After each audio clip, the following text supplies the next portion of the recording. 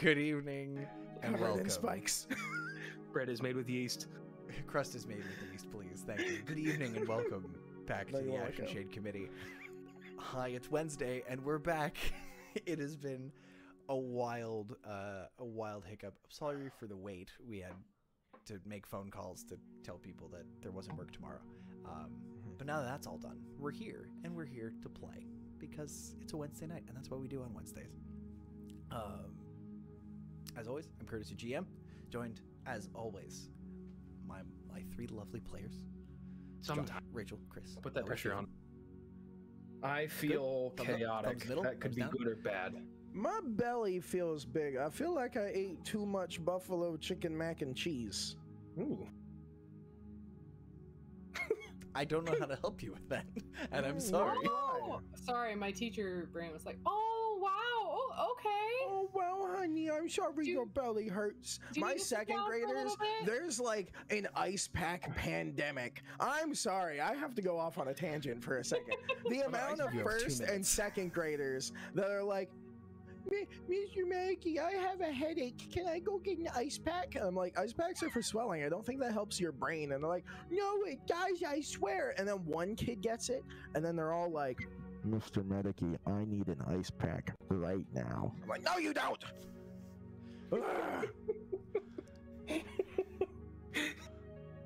Oh yeah, that's all. You're All gonna right. create like an ice pack mimic, aren't you? In No, your, I wouldn't do that. I was gonna have. No, not Curtis. No, Chris is gonna one of these just- days have an ice pack mimic in his games, and it's just gonna. That's actually in the hole Josh's brain. that the Fandover crew just fell into. It's Yeah. just ice pack mimics. Just that. Oh no. We're like, Frozen oh, mimics. good, wow, heal our wounds. Oh, never mind. It's chewing on me. There's no healing our wounds in Fandelver. But that's Fandelver. There That's could another have been game. from- That's another game. In this Wait, game. we're not playing that tonight? No, absolutely. Congratulations. Oh, what I'm are we Chris. playing? We're playing the Oh, Ashe and poop. Shade Committee, motherfucker. And guess what? Whoa! Y'all just killed Evelyn. As a What? quick refresher. Oh, whoa! I uh, totally forgot about that. Yeah, quick refresher. You kinda stabbed her. So yeah, you guys were the I'd committee's stab her. wandering through the desert, making their way towards where Lami is guiding y'all towards by air instead of over the ground, which has saved you a little bit of time.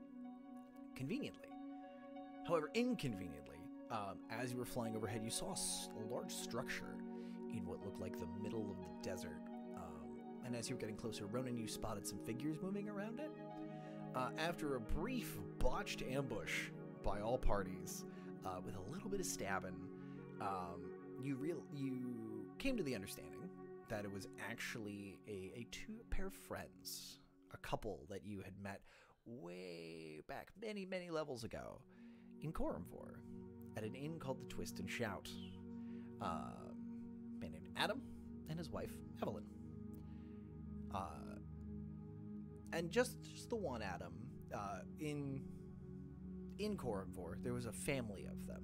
They always changed the middle vowel with whichever of the Adam brothers was serving at the time.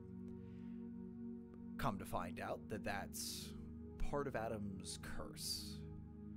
Over the course of a day, he ages up from child to old man. And then at midnight, dies and is reborn the following morning, and the cycle continues.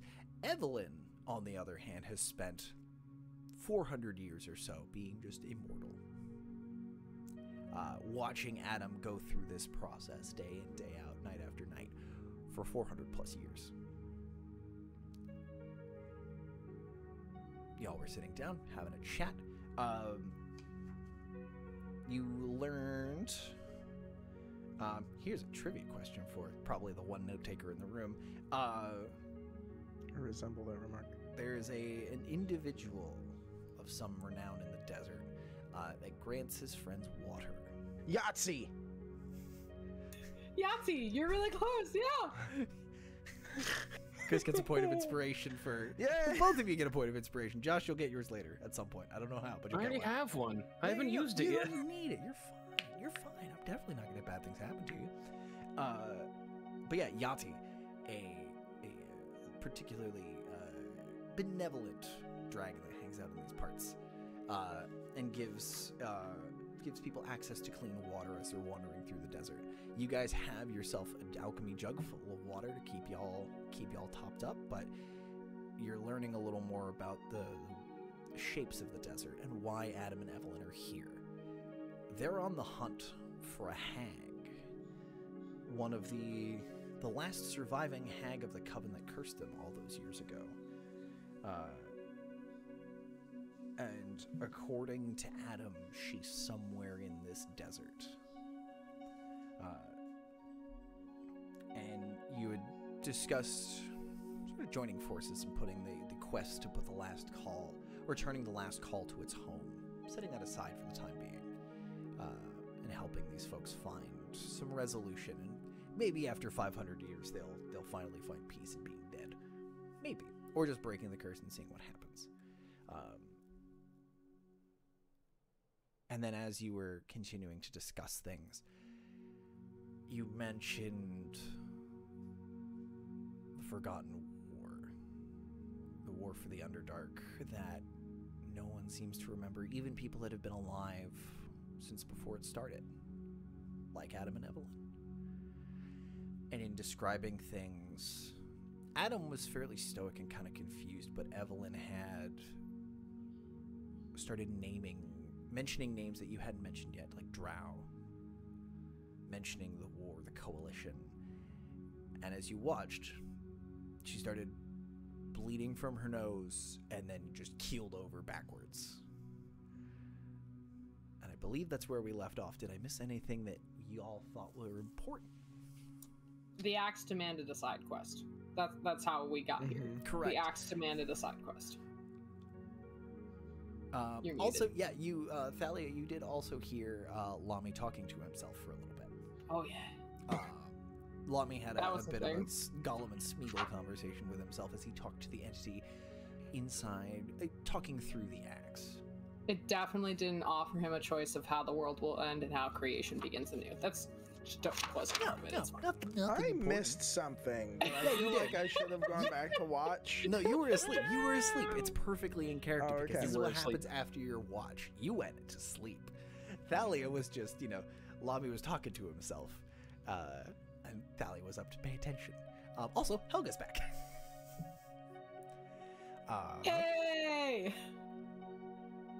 So, I want to lay on hands, Evelyn. Okay. How many? That's what you pick how many points you're putting into that. No. Yes and no. I get 13 hit points. 13. Or healing hands. Sorry, healing hands. Say, since Okay. when can you lay hands? Only I can lay out them hands. I can heal him. Angel baby. I thought you were an angle this whole time. That's the secret. I'm always an angle.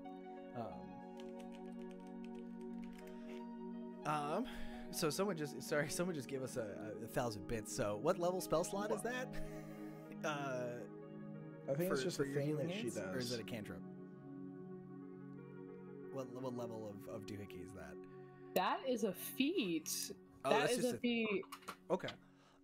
My gosh, thanks, Tindalen. Yeah. That's awesome. So, with that, and with the lovely donation from Tindalen, so yeah, you reached out. How many points are you dumping into her? I'm so sorry. I can give 13. You're gonna give the whole 13? Yep. So when you rush over as she's just conked out on the sand, just unmoving. There is no seizing. There's no frothing at the mouth. She's just stone dead. And you run over and you put your hands down on her and start to pulling that energy that rests inside you, kind of pushing it forward. You feel something push back a little bit. You feel that it's none of you make the joke that's gonna happen. It's this coarse, rough, it's friction. There's friction as you're trying to put this energy into Evelyn.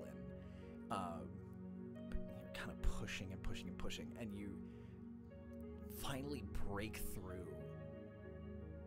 It's just this wall, this fortress of dirt and rock, and you punch through, and you find the vibrant soul of Evelyn still in that body, just locked in, basically inside this little stone cage. And her eyes snap open with this, and you watch as her hair returns to its normal color from that shock of necrotic energy that Ronan dumped into her earlier. Her hair kind of regrows into that normal color, and her eyes change color to this brilliant amber, and then settle back into just the dark brown that you were used to. But as you, for the little bonus from that donation, you pluck. As you pull your hands free, there's a little remnant of this power kind of tingling on your hands. And it doesn't hurt you, it feels fine. There's just this faint, delicate tingle, but it's pulling a little bit. You for a brief moment, there's this sensation. This power wants to go home. This power is coming from a source nearby. And that source is somewhere west of you. West, northwest. You can't get a real read on it, but you feel it kind of dissipate as the wind blows through. And you realize that you just touched that hag's magic. And it's one of those sensations that you will not forget. And you'll be able to identify it later. You've got her scent now. You know what this magic feels like. You'll be able to find it again when you run across it. And there's a moment where you think, I wonder if this is... You think back to the last time that one of your party members, in talking to somebody, they just keeled over and died. You think about Ragarin. And when Robbie removed the curse, it removed that energy sustaining him. And then when the curse sort of reasserted itself from this active, ongoing connection, that brought him back. This is something very similar, but much... not older, not crueler. Dragons are cruel on this cosmic scale. This is spiteful. This is absolute... This was done out of petty revenge from a being older than a dragon who took it very, very personally. I didn't know hags were that old. Hags are part Fae, my dude. What does Ronan know about hags? I'm curious. The only thing that he would know about hags are, like, light, creepy stories of, like, old, creepy ladies living out in the woods that'll, like, cook you in a pot and turn you into stew. Just, like, little nursery rhymes to keep kids out of the woods at night. Yeah. And judging from the story that Adam told you earlier, those are the people you go to when you have nothing else to lose. He was so desperate he found an entire coven in the woods and had 6 kids with their magic, and all 6 of those kids are long gone. Presumably dead. I mean, it's been 437 years. Roll me an intelligence check here, Thalia, real quick. I think Chris knows, but Ronan doesn't. Intelligence? Or we'll do history if you've got it, for stories. Okay. 21. 21. Yeah, thinking that thought, they're probably dead. They're 400 years old. Unless they've become hags themselves. It's usually the fate that befalls children taken from their parents, is they become like their grannies, as they like to refer to them. Some do, Curtis. some don't. You dropped that little hint last time of the age the kids were taken, and then also earlier in the night you said they get their powers when they turn 18, and I was like, Uh-huh. So, Thalia, you now have a lead on... You can now detect this. Do you want to do anything else while you still have the remnants of this hag's power on your fingers? You've got a direct life... You have a direct ping. All right. Find out location, name, age, sex, location.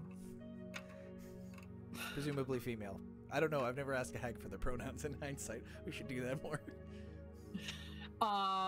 So I'm I'm connected in terms of I can send things that way, or I can receive information. Like what kind of a... With that boon, I'll give you one piece of information of your choosing. Okay. What do you want to know? Or do you want to ping? Do you want to send a ping down the line? Because I will say, while you're thinking, yeah, she knows you did this. Yeah. This is not a sneaky thing that you've done. You broke down the fortress that she's had 400 years defended, and you just like basically pulled a Ronin and blasted the door in, and were like, no, I'm healing this person and keeping them alive in spite of everything you've done to them.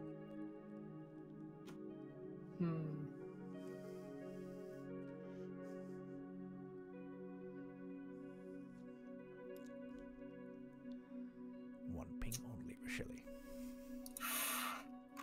Oh, pressure's on. Do I get information or do I mess? Or with you can it? also do nothing and just let that moment be.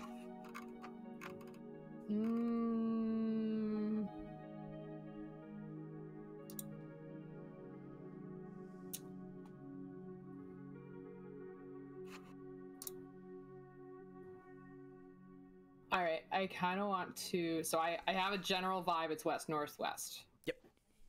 I want to give, like, I don't know if it's an image or just a feeling of just like snuffing out a candle, just that, and dark, like the light just that kind of mystery, suspense, intrigue, but also like vague, veiled threat. Okay. Ooh. Hope you guys don't mind. I'm feeling a Roll. little chaotic tonight. I love it. Roll me an intimidation check, please.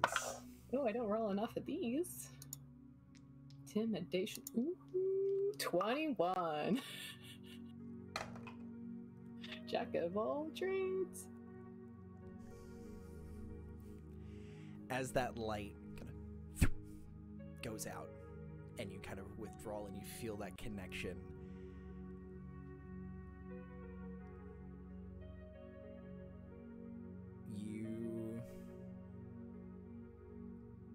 you get a sense that the message has been received.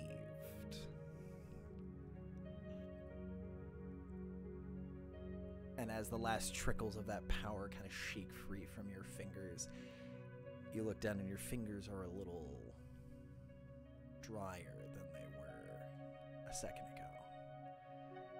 I think you need to moisturize a little bit, but just on the tips where that magic has been sitting. Shake it off, and over the course of a minute or two, it plumps back up as the moisture flows back into your fingers again.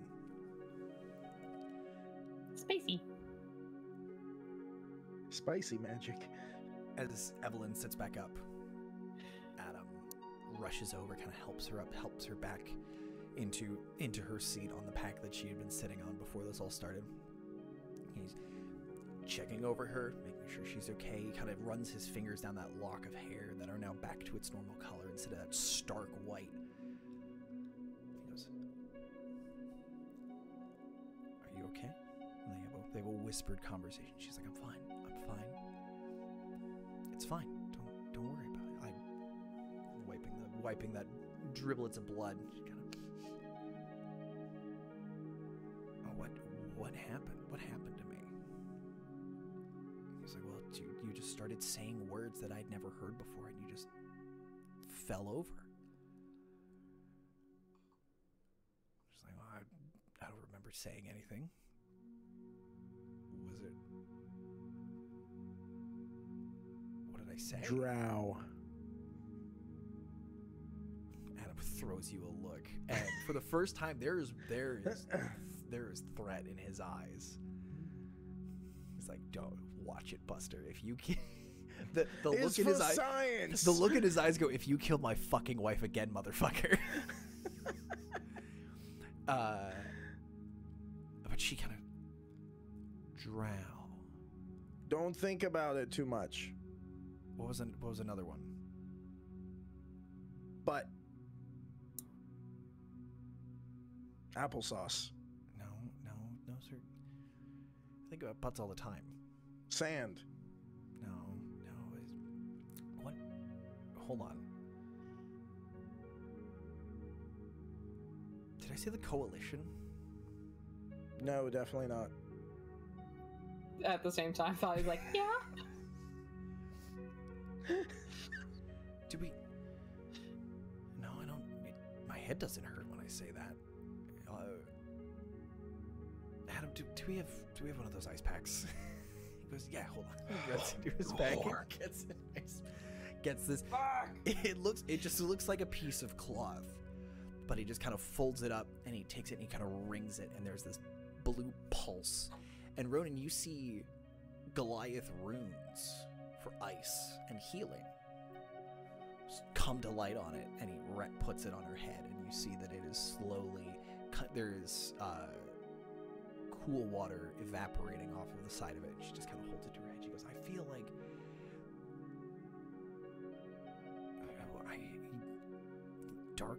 dark elves?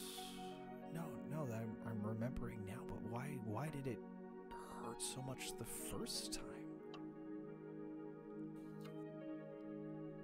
Do you know anything about a secret bunker that burrows through the ground that has a bunch of war prisoners turned to stone inside of it? Ronan, that was pretty specific. It was pretty specific. No, I don't. Oh, well, Do those you? exist. Yes. Oh. Well, that's At least interesting. one. Full of drow. Hmm. From the war that no one remembers about. Oh, they remember it. No, the Underdark War. Do you remember? It's flashes. It's foggy, but it's there, and it's not killing me this time. So I hope it's real. Think harder about it. Did No. you fight in the Underdark Wars? No. Sometimes it Did you helps kill me a if I hag just in the go, Underdark Wars?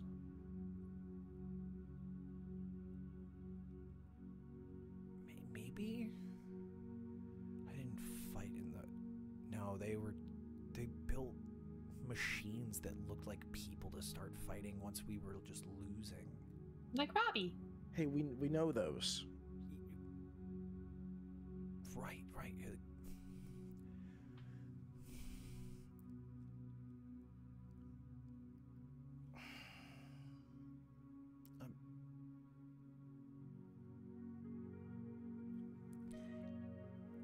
Can I have a moment to?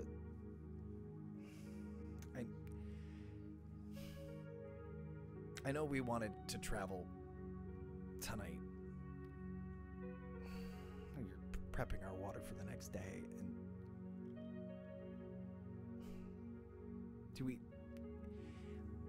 I'm gonna need to think a little longer about this and dig some things up. Can we? Of course. Do we mind continuing on this? We're gonna go find a hag. And I mean, how long is It's longer? west or northwest? 1 minute, 10 minutes, an hour? I don't know. Have you ever had an entire chunk of your life just come flooding back into your noggin? Oh, you need 11 Yes. days. Why 11 days? That's how long it takes to have a chunk of things fly back into your noggin. You ever had it happen? No. It takes No, 11 mine days. was like a matter, like an hour less.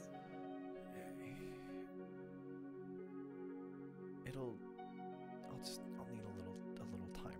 This is, Yeah. it's been It's a lot. about 10. Besides, what time is it, Adam? Like, do you need to do your thing? Oh, I'll be. And as you look back, at some point in the conversation when you had kind of focused more on Evelyn, you come back and he looks visibly older. He's now probably pushing 70, 75. And you're watching as he's starting to, those of you who are paying a little more attention to him, notice that his skin is very slowly over the course of several minutes starting to sag more and more, and his hands are starting to shake. He goes, I'll be fine. I just need, there's a litter that I was going to be dragged in once we reach this time. Normally I don't travel at night, and this isn't as much of a problem. But, well, I suppose that's a problem for later. Whatever, I'll let Evelyn decide how we're traveling. I'm going to go in the corner and die for a moment. I'll be back. If someone kills you, does it make it faster? I wake up in the wee hours of the morning. What just if to be someone fit again. heals you directly after you die? What if someone casts Revivify on you? Do you have baby food for breakfast? When do your teeth show up? I feel like we've gone My from teeth- seeing what happens if someone tries to bring you back to life to what happens when you're alive again, and we jumped over some steps. I've tried being put in a different body, and it doesn't help. We saved up for about 50 years for a true resurrection. Boy, the priest was very concerned and confused when a live man showed up asking to be resurrected. But it followed me into this body and into the next one. If any attempt to raise me brings me back, only to die a moment later when the spell's over. So unless you can continuously resurrect me, it's a little easier to just die and try again in the morning.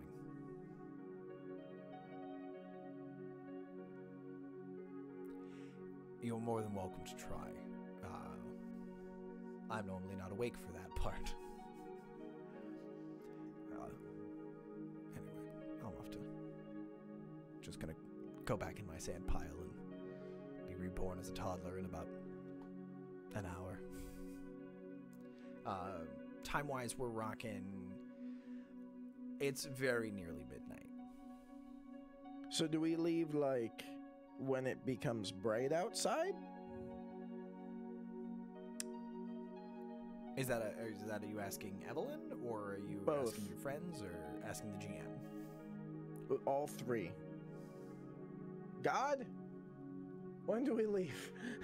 Well, you're traveling at night because it sucks to travel during the day in the desert. Yeah, but he's a baby at midnight. You could travel. He's dead at midnight. He's a baby at like 1 in the morning. You could theoretically travel with him as a baby and continue flying as you have been. We'll reconvene in an hour or two. From the pseudo darkness in that pile of city, he goes, sounds good. Evelyn's like, It's a little early this evening. Probably all the excitement. He'll be fine. Unfortunately, you do get used to it. Fun. So, you're gonna help us kill this hag, and I cannot tell you how appreciative I am of it. I mean, it should be fun. I've never killed a hag before.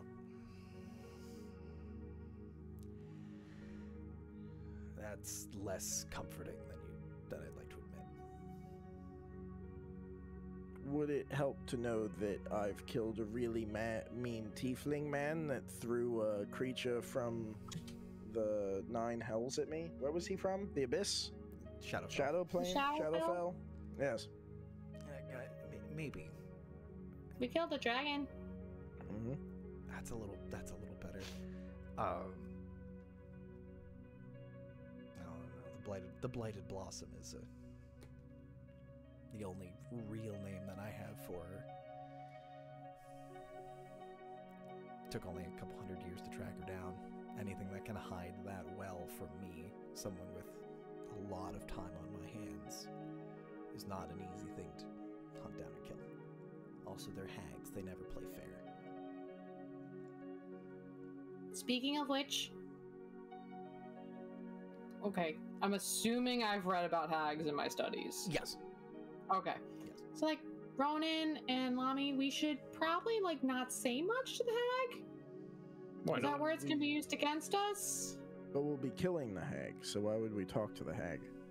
Look, I've read a book Sometimes about we get hags. chatty. They only eat children. We'll be fine. You do all get a little chatty. And only rude children. So like, If the hag no senses words. danger, she'll run. How fast? Not literally run. so So we don't what want if... to trigger her fight or flight response. Okay, oops about that. I may have sent a vaguely threatening message. I was connected to her for a hot second. Oh. That's how you know which way she is. Yeah, northwest or west, one of those two. And I decided to just sever the connection like blowing a candle out. She could take that as she will. I meant for it to be like kind of vaguely threatening because her curse sucks for you two. You're not wrong. But maybe she just taught it as like, oh yeah, I'm gonna break the connection. Oopsies, sorry. No. She definitely felt whatever I did. Maybe she'll So get real mad and come Bring find you us. back to life. Definitely felt that. That might be a challenge. That's interesting. I hadn't thought about that. But we could just like walk in and just be like, greetings! And that's all we say? Greetings. Or like we're delivering food or something. Pizza time. She'll likely be. It depends on where we find her.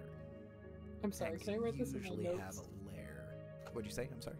I was about to say pizza exists in this universe. Yes, pizza's real. Every Pizza single cannon, got culture. it. Oop, my light just turned off. It got very dark over here for a second. Oh Alright. god, I'll fix that at break. There's every culture has like a flat piece of bread with like sauce and cheese on it. Every single one, fried dough and flat dough. Everybody makes them. But your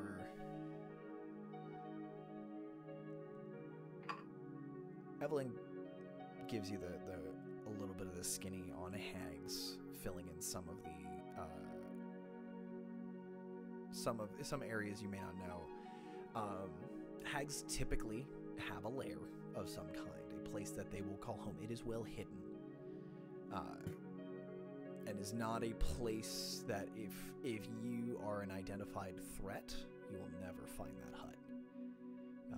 Plenty of stories of people going out into the woods trying to find the witch that lives there and being lost, eaten by wolves, what have you. The environment always kills them.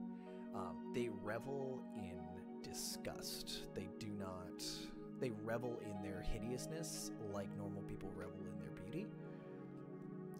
So they are generally unpleasant to look at.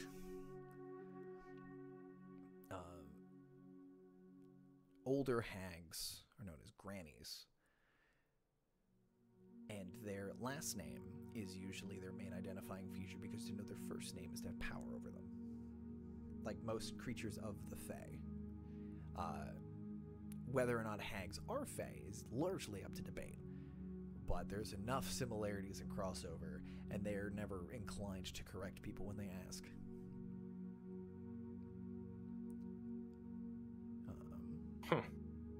The more you know. Do y'all have specific questions? About hags? What's their first name? If I knew the first name, I'd have hunted her Quick, down use and the killed her. use the history check. Josh, use your history point from last week. That's true. That's true. You do have a free general knowledge question. Are oddly specific hags to the desert general knowledge about the desert? I'd give you an understanding of what desert hags are like, because hags are usually a little more territorial and stick to Please tell me areas where about they live. desert hags. I hope they have houses with camel leg. Some do. Some It's like Baba Yaga. Boo Boo Yugu. So, I think hags usually are geographically they're more relative to location. So you'll have green hags in the forest. You will have sea hags living on the ocean. There are ice hags. There are climates. That's the word I wanted. There are climate-centric hags, kind of scattered around. Biome-centric. Biomes, yes. Think of it like biome. Hags tender to specific biomes. Desert hags are one of the less researched ones, because typically to go wandering out and finding them in a desert is not a proposition a lot of people are down for. Lami, is this you using your history question from last week? I am burning my history question. So Hag me up, daddy. desert hags. They are usually solitary. A coven of desert hags is not something that is very common. They're usually found near, either in the depths of the desert, or if there is an oasis nearby, they may be found near that to tempt travelers away from it. There are stories of beautiful women walking through the desert to draw men away from caravans. People see someone walking in the night, cries for help to draw people away, and then they're either never seen again or they're brought back with something, a gift of some kind. Usually, again, very similar to Ronan understanding hags, is the thing that you don't go into the woods at night because the hags might get you. Some hags like to use mirages. Some there's a letting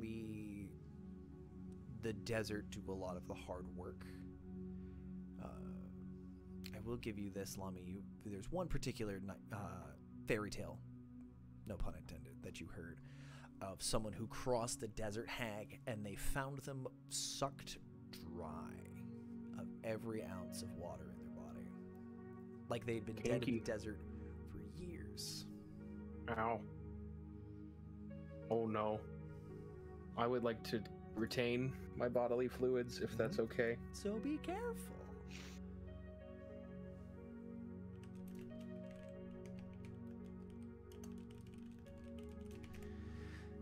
Any other questions?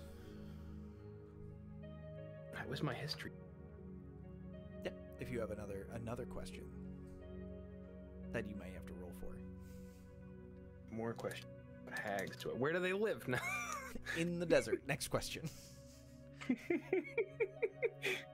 Lami, do you know what's northwest of us right now? Where are we right now? In the desert. Do I know where we are right now? Where were we going? I think we were headed west, right? We were going that way.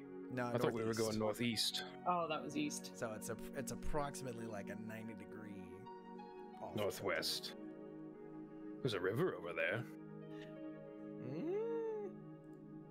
Because they weren't a desert hag to begin with, correct? Evie, Evelyn? They were not originally a desert hag. Second here. She kind of. Because you found her in the forest. True, but this one did have. I believe she was a desert hag. They can cross-pollinate a little bit. I mean, they're not the in name this. like Bladed Blossom, I'd think forest, but I mean, No, things she do was- blossom in the desert. Maybe they hide in the mountain range. Lots of nasty things hide up there. You really don't want to go there. Is there a mountain range to the northwest? There's definitely a mountain range to the northwest. Mountain range goes all the way up and around this desert. Then it sounds like we're going to the mountains. Well, we'll see when Adam wakes up which way he thinks she's going, and we can honestly take it one day at a time. And How many days would it be to get to the mountains from here? Oh, a while.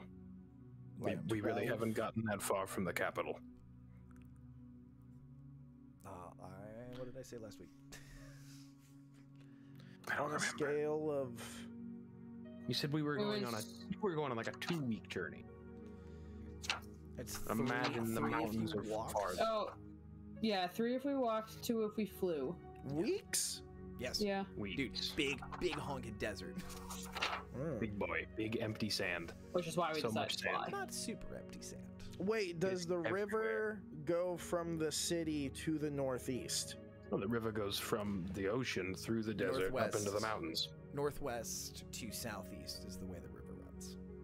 So we couldn't have taken a boat to Lami's I was Neck, just is what thinking, I was you're like, are there saying. boats? We don't say the B word on this stream, I swear to God. Yeah, he pleasantly left out the port city under the capital because the Like, river Chris, we are on the flows same under it. page here tonight. No boats. Yeah, no No boats. I'm right there with you, Xylus. No goddamn boats. After the last So much for our PTSD pirate session. episode. Oh, don't worry. That'll happen at some We point. had a pirate episode. Airships. Air pirates. Airboat. Sky Air pirates. pirates. We love ourselves a sky pirate. Skyrits. Yarr. Why does it sound like Ritz crackers in the sky? It does. Hmm. It's raining Skyrits. You do know, yeah, there's mountains up to the northwest. Lami, you're pretty sure somewhere off to the northeast, where the axe is kind of pulling you, you do know there is a particular oasis tucked off there. It'd take you probably 4 days to get there, but there's at least a bastion of civilization over there. To the northeast is mostly empty desert, minus any nomadic. And a river. Correct. The river, however, is A mostly river still lined with behind- bandits who rob boats. Those boat robbing bandits.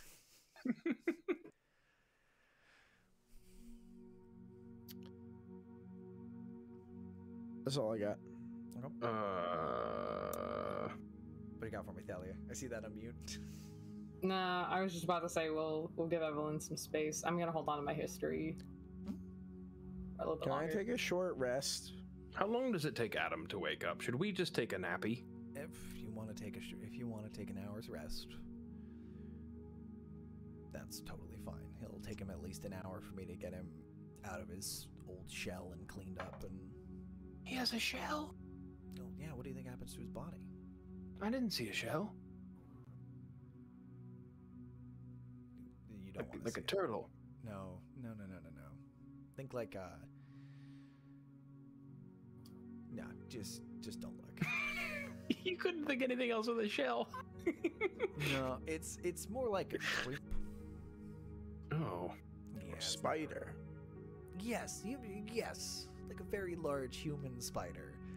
Like a Spiders are big just squishy. ice spider. Yeah, less ice, but yes. Is it bad that I read that word as cicada? It's Cacao. cicada. But yeah, you guys want to take a short rest?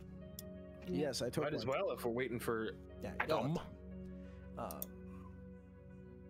Evelyn is sort of she looks like she's making making herself busy. But every once in a while she stops, and you hear her sounding out words that she's trying to put together. They don't sound entirely, they sound kind of familiar, like they sound like words with meaning and import, but they're not really ones you recognize. So tomorrow exists. Just kind of say it loudly. What? Sorry? Huh? So what? So What'd that you say? tomorrow exists. The next day. One more time. But slower. So that tomorrow I slipped into giant. The word exists.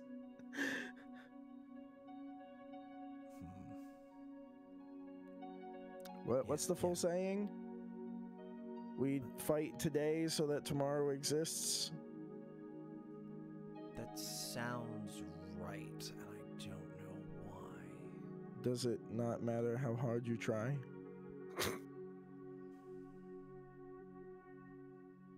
No, it doesn't. I'm trying to think. I'm trying. My big lumbering friend, I'm sorry. Is that what the saying was? We fight so that tomorrow exists. We defend today so that tomorrow exists. We fight today so tomorrow exists. We arm wrestle today so that tomorrow We tickle can... today. We tickle today. So that tomorrow may laugh. It's It's way like better than the nerdy shit that I came up with. 24 hours. It's like the punch that you'll die someday in the next 60 years, but it's the tickle the long death. that, yeah. But it's the long tickle. You like tickle them, but it doesn't tickle right away. Like 3 decades later. That would be later, terrifying. You just like bust out laughing and die. New spell. New monk spell. Delayed tickle. Delayed tickle. Yes. Is it we guard? No, wait, that's from the prison. We guard them so that tomorrow exists. So it's probably we fight so that tomorrow exists. But yeah, she's a little still befuddled. It's something's clicking. Like there's a spark trying to catch up there. And she just kind of stops and she pulls out a little notebook and like writes it down. Stops and writes down a couple of other things. Did you know a man named Jürgen? No, I No? didn't. Old elf man? No, wait, I'm confusing people. No, I'm surprised. No, I would. Wait, no. Maybe.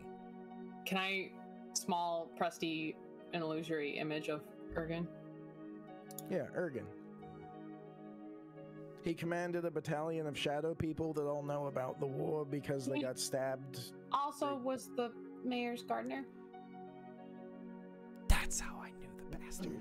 He yelled at me for tripping over his persimmons the last time I was in there. The fuck is Who's a persimmon? persimmon? It's a tree. It's a tree.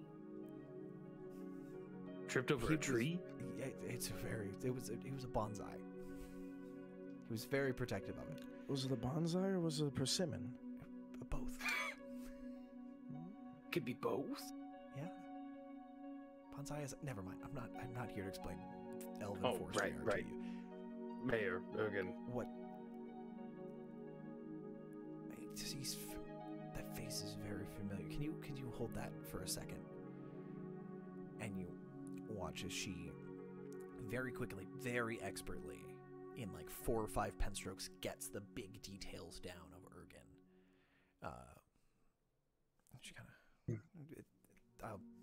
I'm gonna look at that later and see if anything, dredge anything up. I feel like I'm going to be doing a lot of that these next few weeks. Sorry? No. Yeah, no. sorry.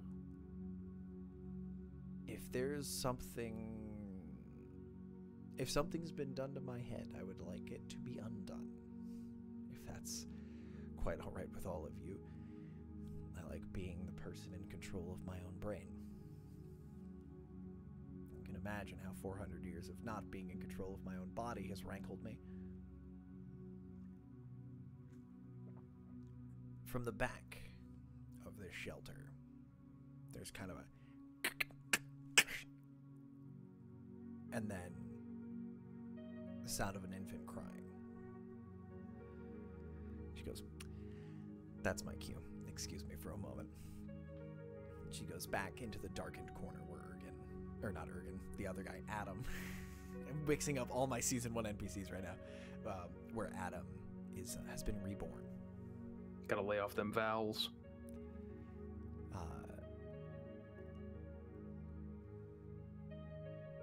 Is there anything y'all want to do while she's tending to Ergen? It'll take about 15-20 minutes to get him at least bundled up in a nappy and ready to go. You mean Adam? I did it again. Yes, Adam. Motherfucker. I have siblings with names that start with E and A, and my parents have been mixing them up for 22 years. What's weird is why do they keep mixing up Josh? I don't ever get mixed up because I'm not a vowel. My parents would just accidentally call me dog names. They'd be like, Keska, Mika, Anno, whatever your name is, stop that.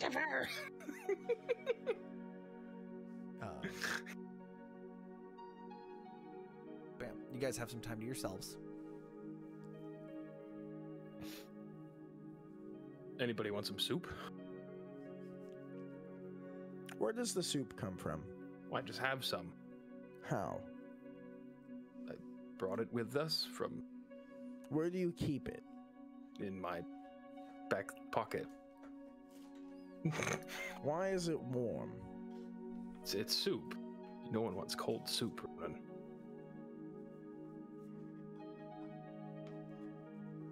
Sure, I'll have some soup. All right. Breakfast soup. 2 in the morning.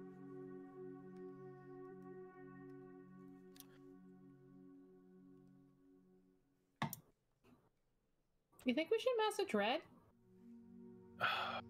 I forgot we could do that, to be quite honest. Why? I don't know, see if he's still alive? Yes. Do you think he's going to answer us? Yeah. I mean, sure, why not? I mean, he Killed me and most of Lythar.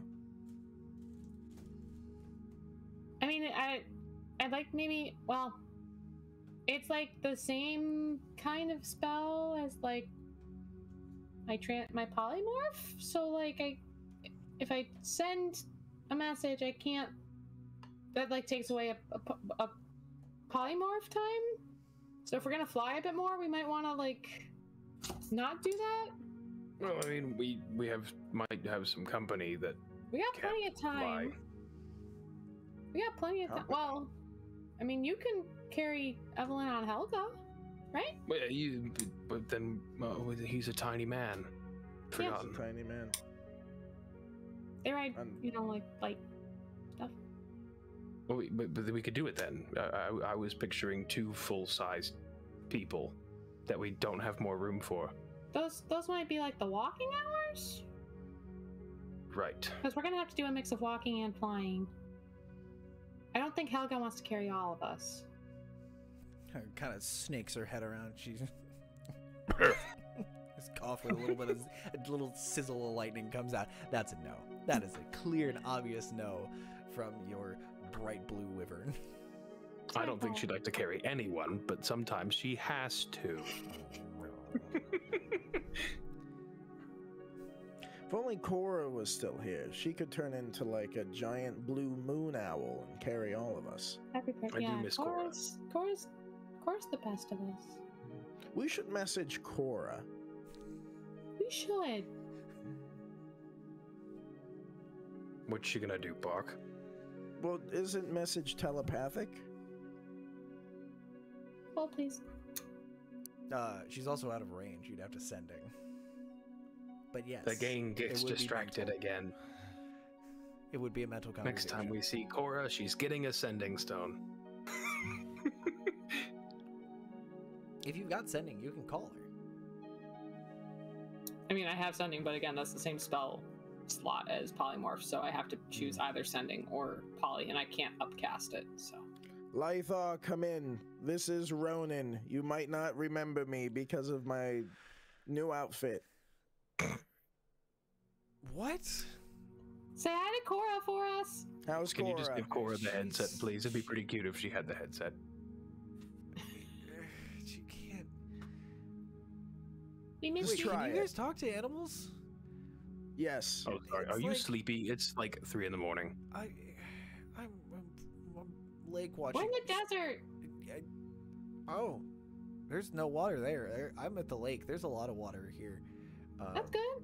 The town's doing better. By the way, the lake's back. It's not spicy. It's That's great. yeah. I gotta. Alistair told me to watch the lake. Yeah. If you want to talk to Cora, and you hear just like a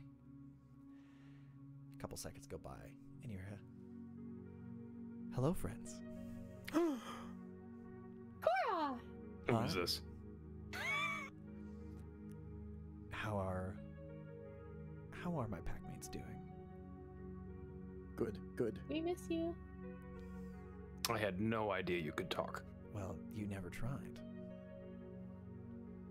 My brother did. That is fair.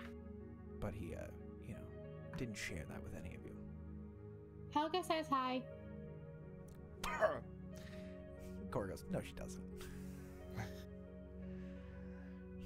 She probably said something like, get out from under my feet, you little worm. Which I guess means hi, because she's acknowledging me. How's Lythar? Growing. In a Like good way. widthwise or tall ways? Growing inside. That's not how growing works. He'd probably hate it here in the desert. Oh, I have no doubt of that. There are no trees to, nimble his bimble with.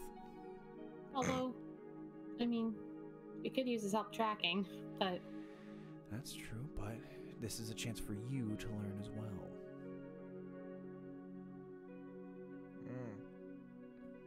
You're very insightful.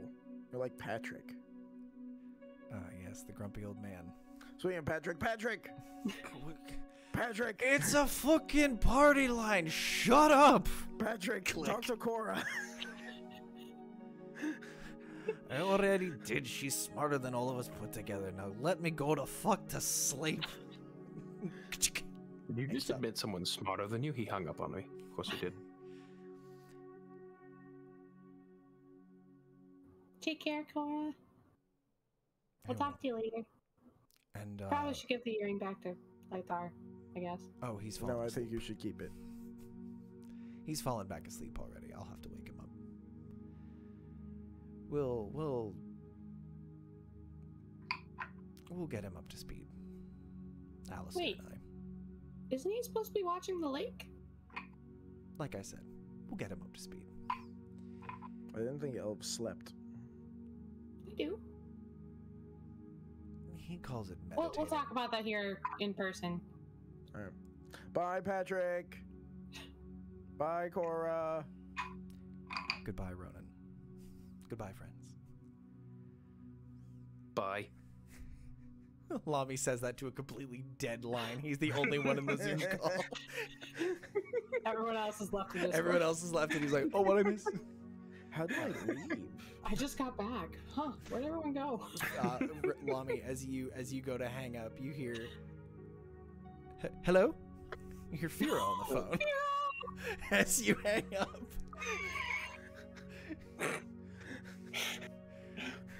Oh, hey, Firo. Oh, hello. Hello, Sally. How are? What is it? What is it? How's tricks? I think that's what they're saying. How are things?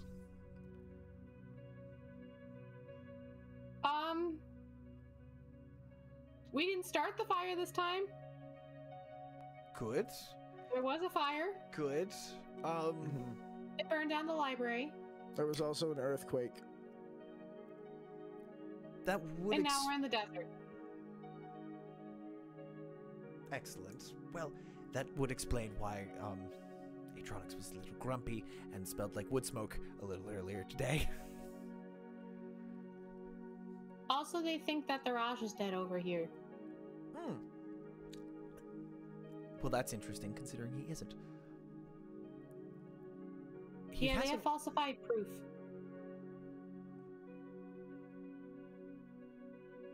So there might be a coup d'etat happening. We're not sure, so we left town. Interesting. I would have thought that you would all be in the middle of that if you wanted to cause an overthrow or revolution or something. That seems to be our speed. No, the Axe demanded a side quest. And a regular one. Hi, Firo. I miss your breakfast burritos. Oh. Well, I miss you eating my breakfast burritos. Robbie keeps trying to hand me beers, and I can't drink them. What if you try? Do you want to trade? Well, I did. Well, the one time we did try, you remember that potion bottle we found? And I kind of makes me oozy. Oh yeah. The last time he tried to give me a beer, I absorbed the can and the beer, and it took a couple of days to work the bubbles out of my system. So we stopped that. Have you found anything in there in the desert? Any robots or anything weird? No, There we was found old a- friends. There was a big metal naga under the city that was defending a bunch of weird rat people. Oh, like a big snake? Yes, with a face. Oh. I don't normally really like snakes. A snake with a face is definitely not a thing that I would want. And it definitely was the thing that cast earthquake and broke part of the city. Why do I not believe you? Insight check. I'll give him that for free. You're the Chaos Muppet with Earthquake. He was at the, or no, he knew about the fight when you guys were taking on Keldar. Ronan within 100 square miles means earthquake.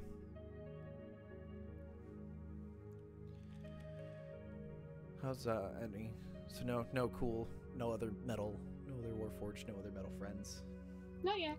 Not yet, knock on wood. I'm sure we'll end up finding. Oh no, we did find some big. What did they call them? Enforcers. Enforcers. Yeah, Oh, yeah, do they count? I suppose they count. they're big metal and they take orders. Okay.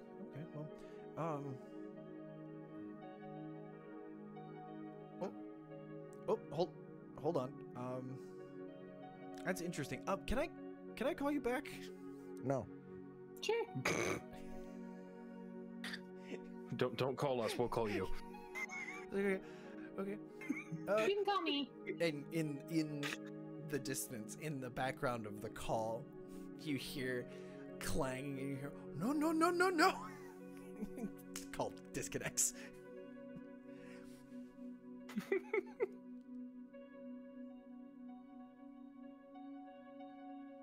Robbie doesn't have an earpiece.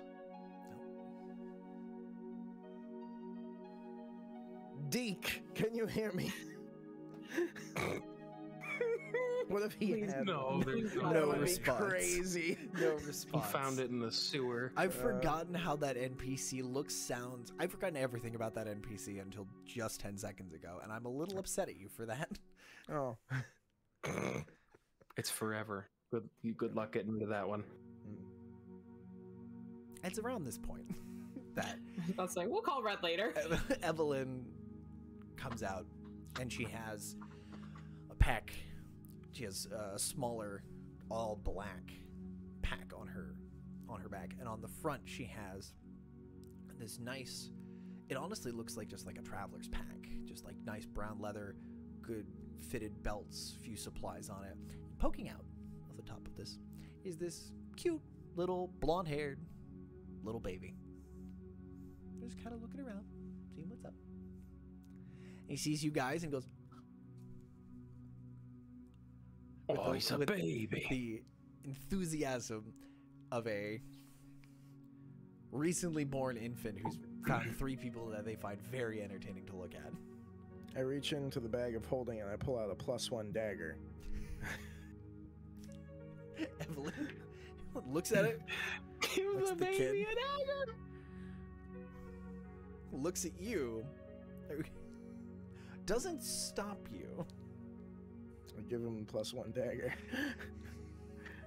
Little Adam takes his hand and kind of like tries to hold it, but doesn't have any strength in his wrists because he's like less than 18 months old at this point in the morning. And the dagger just kind of like slips a little. Evelyn just like reaches out her foot and catches it on the, he like catches the side of it and scoops it from hitting the ground, pops it up, catches it. She goes, where do you find all of these? Oh, you know, I know a guy. You are the guy. Ronan kills a lot of people. I do. Well, if it's good enough for you to give away. And she pulls us one of the on the front pack that's kind of serving as a papoose at this point. She just kind of pulls out, folds over a flap of leather and slides the dagger in it. Thank you for the +1 dagger. That will be going to Adam once he's old enough and strong enough to hold it on his own. Speaking of things he could have it now. that we kill people with, and I'm going to pull out Fulcrum and kind of hold it in front of her. Does this look familiar to you at all? Miss remembers weird past things. I might have stolen one. Like recently? No. This is in the chunk of my memory that you just opened up. It doesn't immediately scream, I've never seen this before. It's... Well, if you touch it. Reaches out a hand, touches it, wraps her hand around, like holds it like she's gonna wield it. She goes, no, definitely not a thing that I would use. It's a little too big for me, but definitely something worth stealing. No, not really. All right, you ready to travel? I'm ready. Are y'all ready? Ready enough. All right, Ronan, your turn to. What do you want to be? Crouch down and I put my arms out. Do you want to be an eagle or an owl? What time is it? Nighttime. It is Nighttime? past midnight. Ooh, owls are really stealthy. I Okay, want to be an owl, and then I can Owl turn it my is. head all the way around. owl it is. You know, the last time someone was an owl. with the much less pomp and circumstance for your particular magic, what does it look like when you turn other people into things? Because normally when you do it, you're playing the music and that morphs into the thing. What does it look like when you turn other people?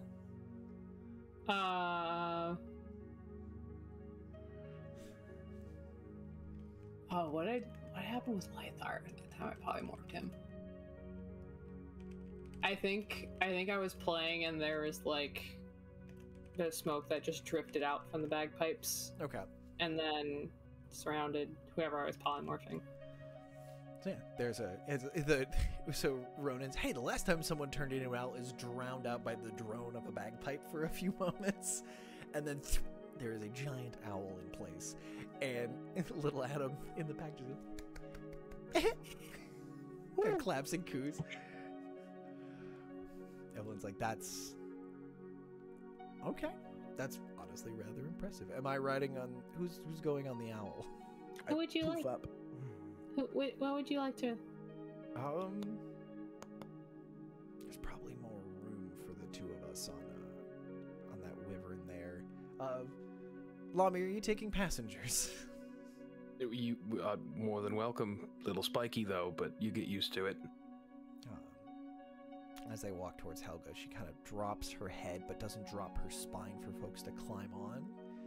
And she's kind of low, rumbling growl. Thank Point you, at her and Helga. say, "Don't be rude." Make an animal handling check for me. I'll give you advantage because she's your mount. Thank you, Helga.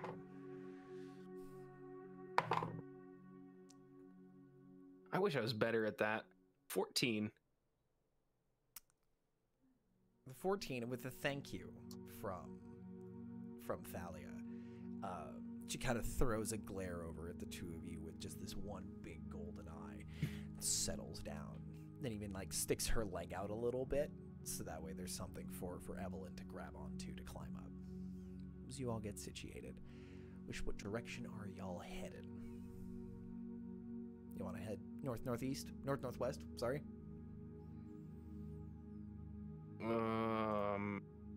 Northeast, axe, northwest, hag. Northwest. We were going west. Okay. West. I thought you said west. So y'all take off. Can I get? What was I making you roll last time? For flying, I think it was Constitution. No. Oh yeah, no. I don't think you have us roll. That's right. I was thinking of Because when you were it's hiking only an around the city. hour. I think we rolled perception check. To keep an eye on things. That's correct. What am I, a giant owl? Giant owl. Yeah, you have advantage on perception checks. At night. At night. Okay. Can I get perception checks from folks who want to make them as you take off and start flying?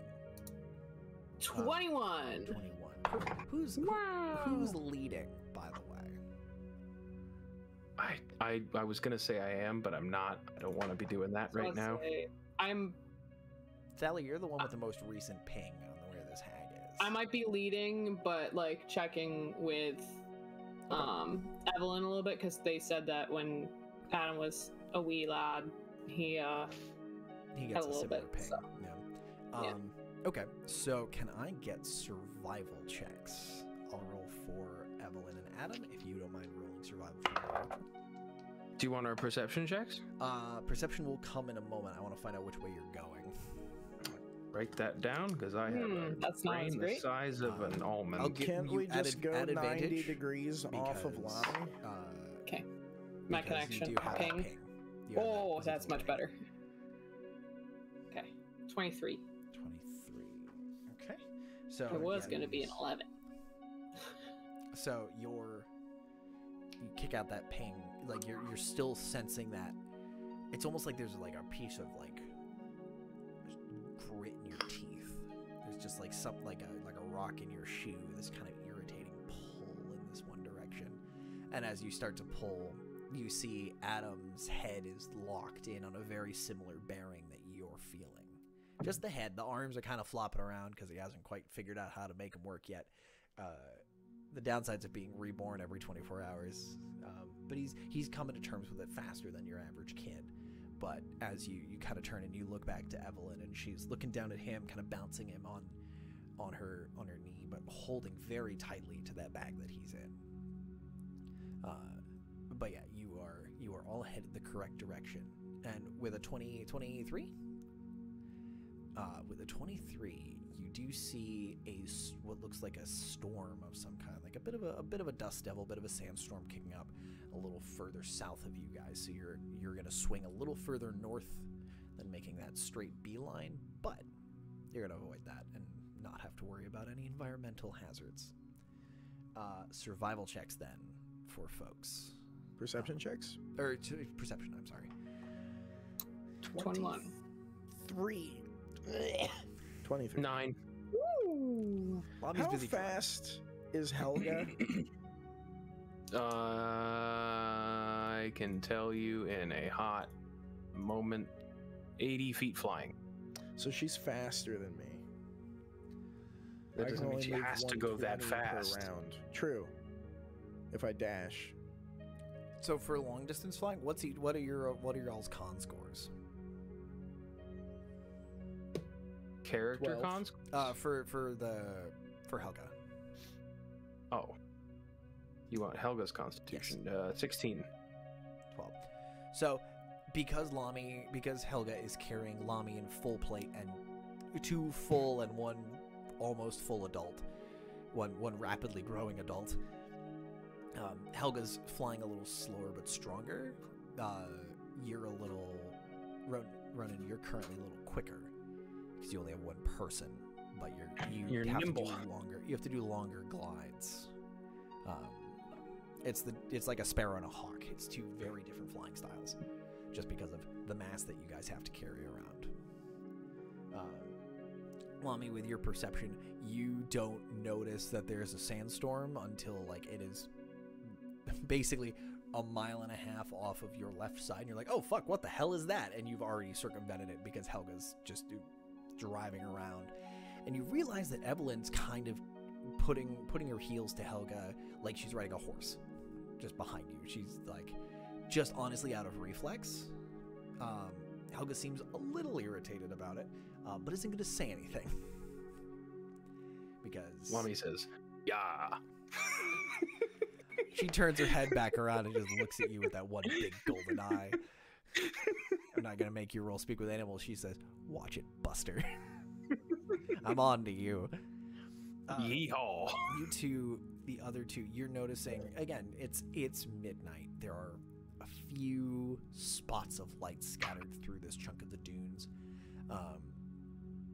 and you're seeing that there's not a lot of. You're seeing tents kind of thrown off in that light and in some of that moonlight, some irregular shapes in the sand, but no one.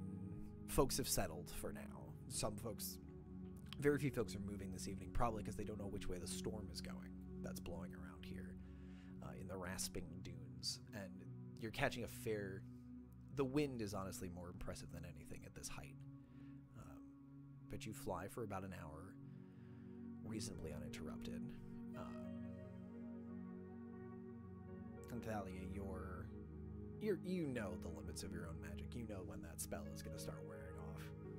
And you flag people down to land. With your perception checks, there are no structures here. There's nowhere to really hide behind. There's just more and more dunes. You're pretty much well out in the wilderness by now. Come down. Settle into a landing. Polymorph wears off.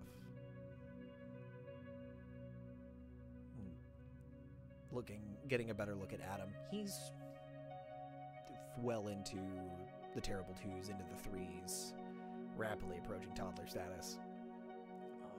He's got the dagger out, and he's like chewing on the hilt a little bit, and he's holding it, and he's got it in both hands.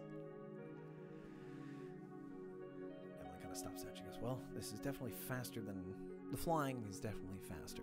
And it's kind of nice, but now we're in a bit in the weeds here. No pun intended. You probably should do the last... I can fly one more time today. Probably should get a little more flying while he's still young enough. A little bit later. True. Shall we mount up again, I suppose? Yeehaw! Are you good carrying all of them, or do you want me to take Adam for a little bit? Are you asking Helga or Evelyn? Both. Because yeah, you asked the question to Helga, who kind of just looks at you. Evelyn is a little more surprised than you, and she kind of like puts the hand on the bag. Adam is busy kind of getting a feel for the sword. Now roll persuasion for me, or if you don't want, if you're just making a genuine ask. I'm just making a genuine ask. Helga seems fine. Evelyn is a little perturbed that you would ask that question of her husband, who is currently very vulnerable. You said he was like 3 or 4. I was gonna have him ride with Ronan. That's true. That could be fun. But in this I hold moment, him like this. When you said he was like 3 or 4, I did not picture him fitting in the. It's the bag's a little looser and like he's sitting like his legs are in it, so like his torso's kind of poked out. This is the part where you all realize that I'm terrible with the size of children because I don't interact with them on a daily basis. You know what? Because I'm gonna cover for my own idiocy. Yeah, if Evelyn will ask, and Adam's like, yeah, kind of like scurry out and hop out of the bag and mosey on over to you with the knife, with the dagger. And he's like, I can ride with you.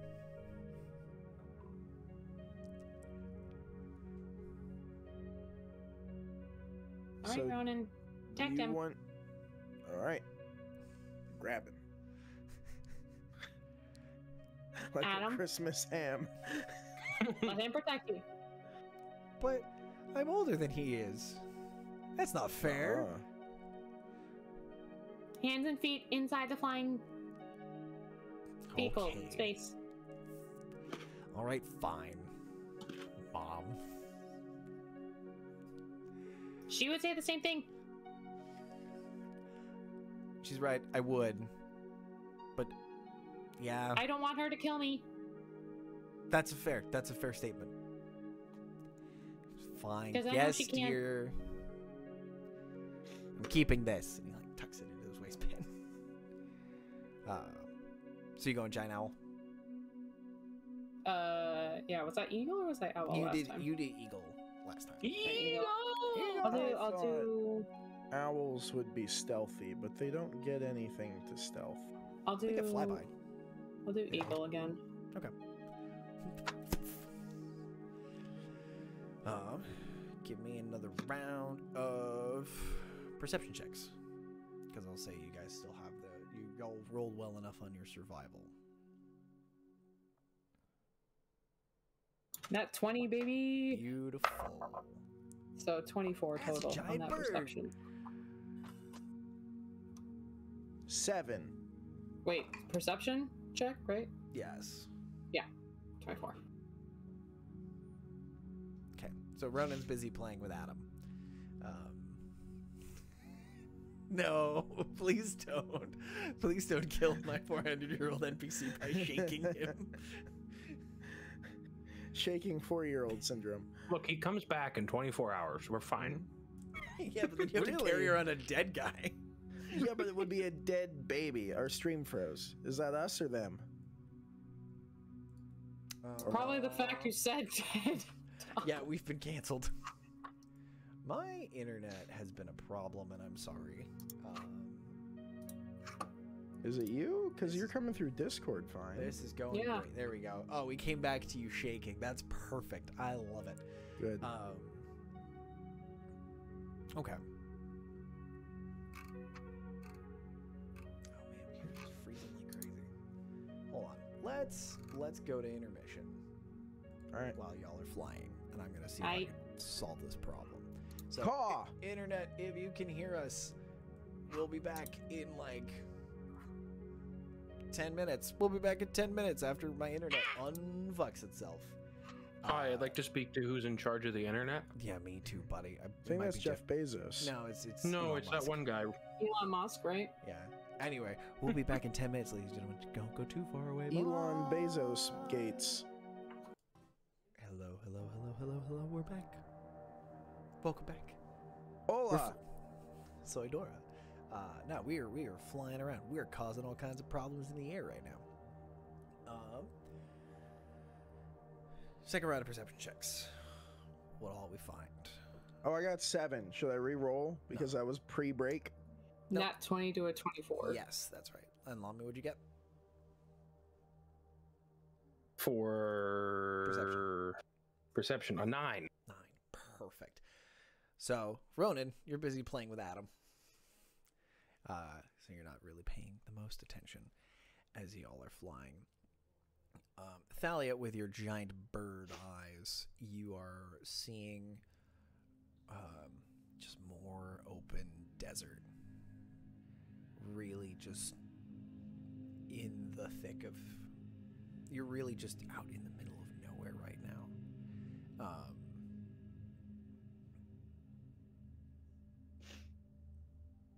With an at 20, are you looking... Is there anything you're looking for? What happened to our sandstorm? We were going to get obliterated.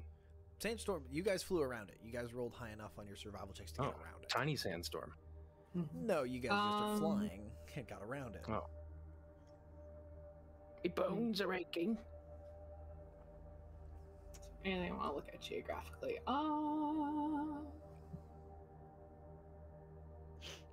I guess I'm trying to, because I know this is kind of a divergence from where we were heading. Correct. So I'm trying to notice any large landmarks to keep an eye on things Okay. for future travel. So, with an at 20, you know that the dunes will be shifting. The dunes are going, like, even if you looking for a permanent structure or something like that is fine. So you start looking more out to the mountain range, way north of you. On the ground, these would barely clear some of the dunes that you're at, but you have enough altitude, you have enough height that you can start to see that distance. And as you start to look and you're kind of following where Helga is leading you, you do start looking over along that mountain range, and you're spotting a couple. The main thing that draws your eye as you're flying almost directly away from it is there's a cluster of mountains way off to the northeast that have there's a few unusual shapes to it. Mountains don't have curves in them traditionally. They're a little more jagged. They might have been worn smooth, but they don't have circles blasted out of them. The combination of the moonlight and your exceptional eagle vision, looking for atypical landmarks, that's what draws your eyes. There is a mountain with what looks like a semicircle blasted through it, way off to the northeast. That you could definitely use to navigate back.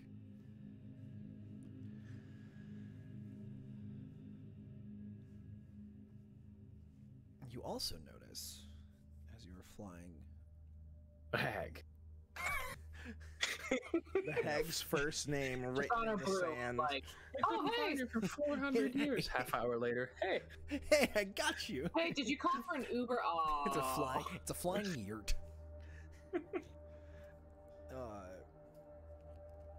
As you're flying, you catch movement of something around the mountains. A couple large and scaly looking things flapping around there. A couple. I don't seem to pay any attention.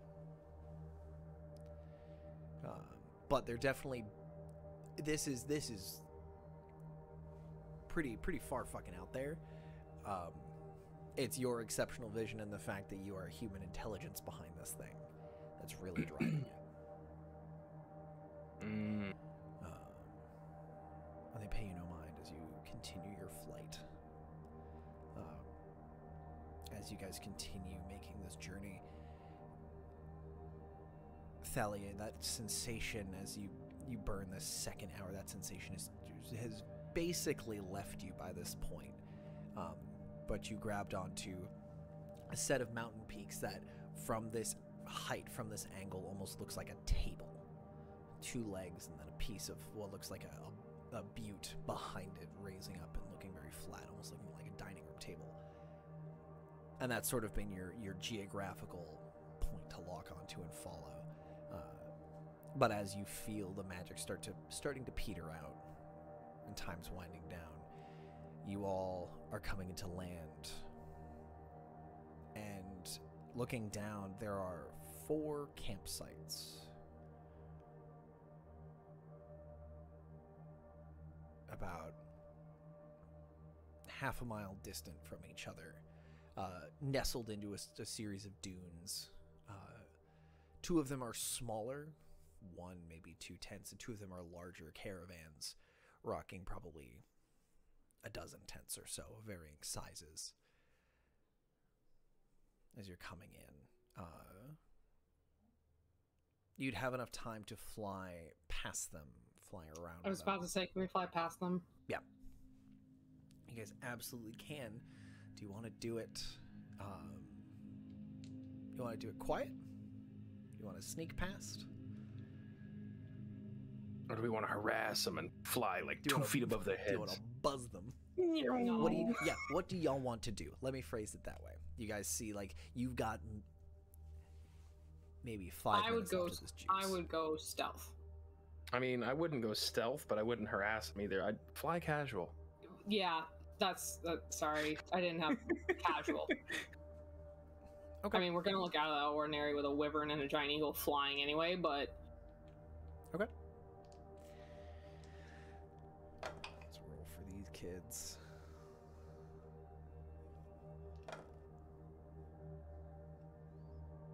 Wow. They rolled like garbage. rolled like hot garbage, except for one. Crazy. But that's fine. One guy, no one's gonna believe him. Exhaustion. Just Heat stroke. So you guys fly over and land. Probably a half mile to a mile north of them. And I believe that's your last polymorph jump for the day, correct? yes. On a scale of 1 to 3, what's a polymorph? 4. Oh. I can't help with those. No. I'll allow it. Under duress, but I'll allow it. I mean, you don't have to. We could walk. You could force us to do that too. You could. Good. I mean, I'll try. She would still have to roll like a 3 or something. I guess. Or do you want to make her roll a d4? I'm not gonna make her do anything. Well, I poke her and do the thing and see what happens. My D3. A d3? It's a 2. It's 2 less than 4. Adam's like, yeah, I know basic math. I was a bartender. Why are Hey, we you can talking talk about? now. Yeah, I'm like, I was dead yesterday. I'm better now. You're all good. How old are you now? You look young. Definitely like 5, 6-ish. That's there's Oh. not exactly like our kindergartner, but with like the mental facilities have started to click into place. And Ronan, you realize as he's kind of playing with the dagger and like two-handing it, and then he takes it in one hand and is flipping it through a couple of different grip positions, and is like kind of getting his feel for his muscles back again. And as you guys were flying in one of the quiet moments, Adam turned to you and was like, "It's a very nice knife." Like he's been kind of talking a little bit of baby talk, and then he's like, "This is a really nice knife." It's pretty cool. Yeah, who did you kill somebody and take it off him? No. Oh, has it killed somebody yet? Are you give me a virgin Maybe. blade, or do I have to? I mean, it's very old. It's from that war that you two know about, but you don't know about it. My wife knows way more than I do. I die every day. There's not a lot you can do. Alright.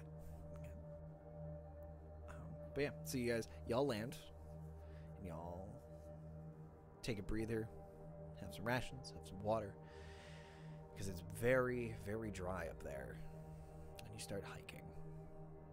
How hard do you want to push? What time is it? Probably around 3-ish, 3 o'clock-ish. Yeah. Figure In the morning? Yes. Yeah. Oh, As far as we can go before it gets hot, but also Adam's a child. I can probably ride on somebody's back, or I can walk. I can do whatever. So if you get tired, you could go on Helga.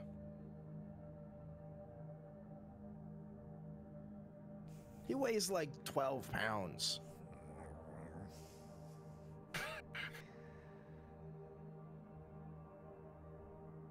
So like reasonable pace, a good steady pace. You're not gonna push yourself to exhaustion or anything. Okay. nah. Fly casual. Fly casual. Walk with our feet on the ground. Walk casual. Okay.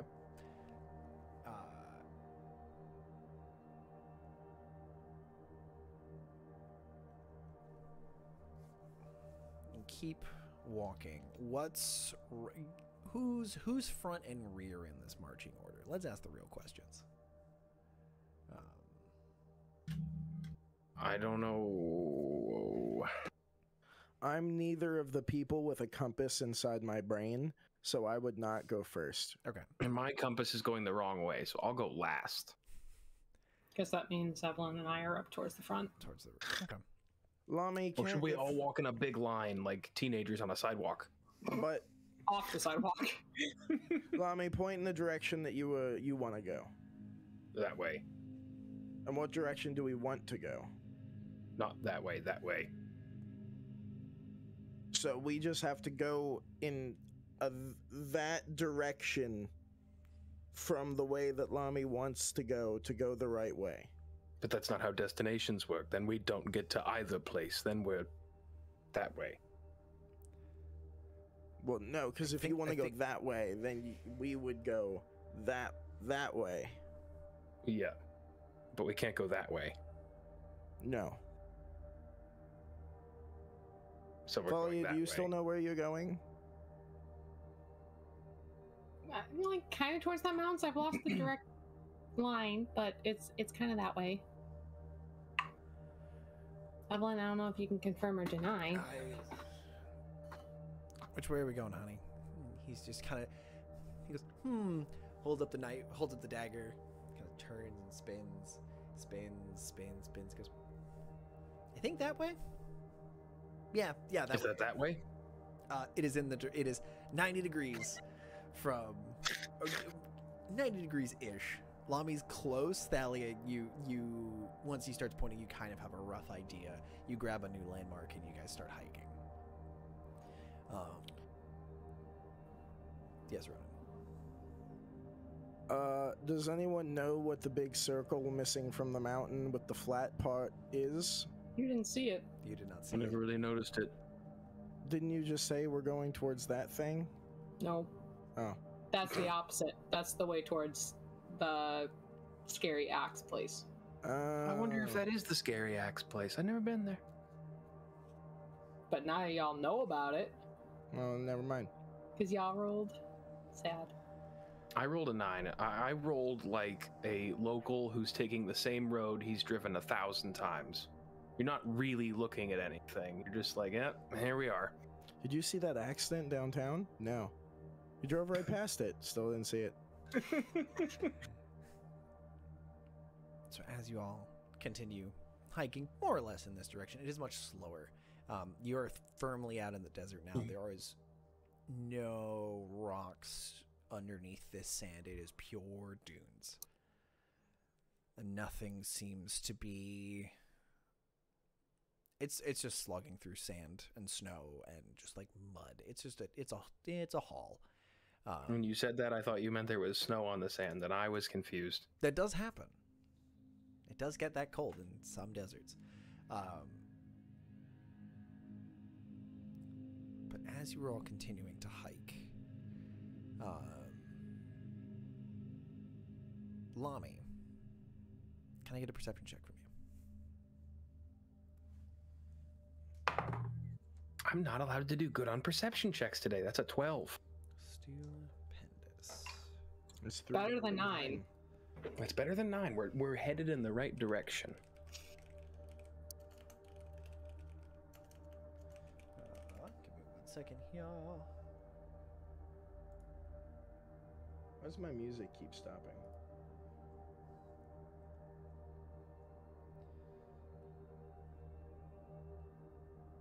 Okay. You are paying attention, keeping an eye on things.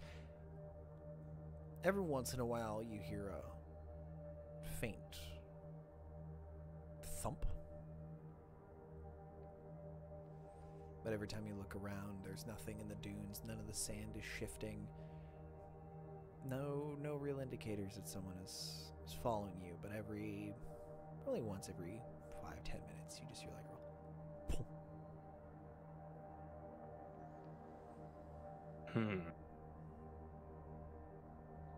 Can I get that noise one more time? Good noise. Meanwhile, up at the front, Thalia, you, and Evelyn and Adam are walking, and you all crest over the head of a dune, and you find what looks like a fight took place. Some kind of battle. There were 5 camels. What looks like a crushed sled of some kind. Looks like it had been something large something large turned this thing over and killed and ate A bunch of these camels. It looks like it's nestled. It's sort of fallen down and is partially covered in sand as you cross the top of this dune. And honestly, if you hadn't been walking this way, you could have walked 5 feet to the right and never seen it if you hadn't come up this dune.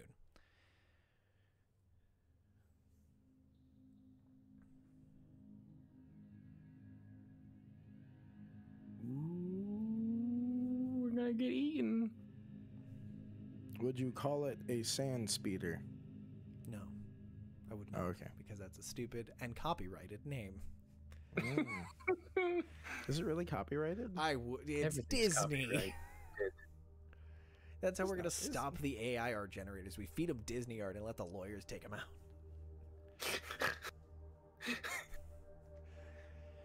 Anyway, there's a hot take. So yeah, Thalia, you are first to see this, you and Evelyn. So if you guys would like to do anything.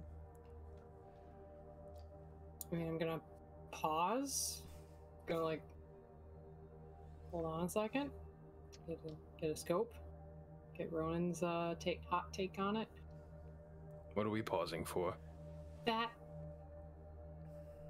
What now might not be the best time, but I'm gonna say it. We might be being followed. I look behind us. Perception check for me, buddy. I would also like to look out for something following us. 19. 18 on the die, plus 11. 47. 29. So, Ronan, you take a look around. Lami, do you want to look as well? I'll look around. Yeah, why not? Better! 14. Okay.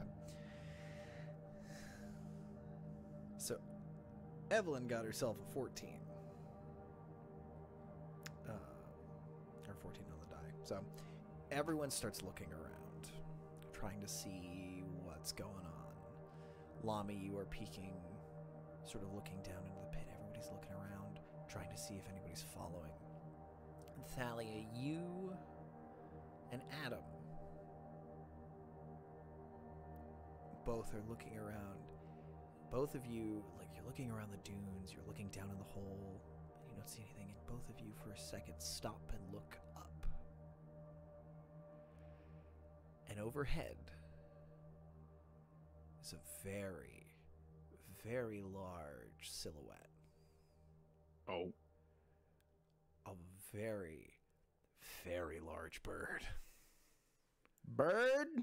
Bird or dragon? Adam, They're kind of the same is shape. that your No, one is a friend? tail. That's... Yachty doesn't have feathers. Uh-huh. That's the old man of the desert, I think. You want to fill us in quick? It's a rock. No, Hey, it's we a fought bird. one of those before. I just yell up at it and go, ah! I caw at it. You don't have to speak with animals, do you? No. Well, this is exciting. I missed the first one, actually. You go up and you cry, and Evelyn reaches up and clamps, like jumps up onto you and clamps a hand over your mouth.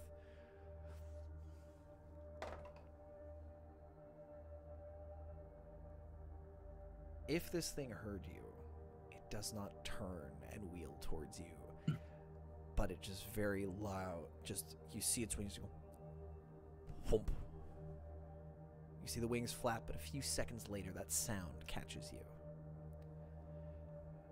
As this thing continues flapping and starts circling around through the desert, instead of flying directly overhead, silhouetted by this moon, backlit by this moon, I should say, it continues an ever-increasing orbit around all of you.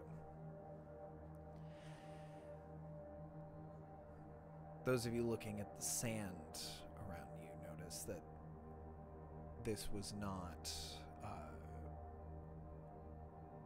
before the rock got your attention. Whatever attacked this caravan was clearly carnivorous, very large talons, and is not but you don't think it's the rock. This hole is too small. The scale of the bird that you just looked at, there's no way, like, the claw marks don't fit. And also, most of you have experience fighting them. Even the juvenile. These claw marks are a little too small. You're seeing animal footprints in the sand that could not have come from a rock unless it was very, very young.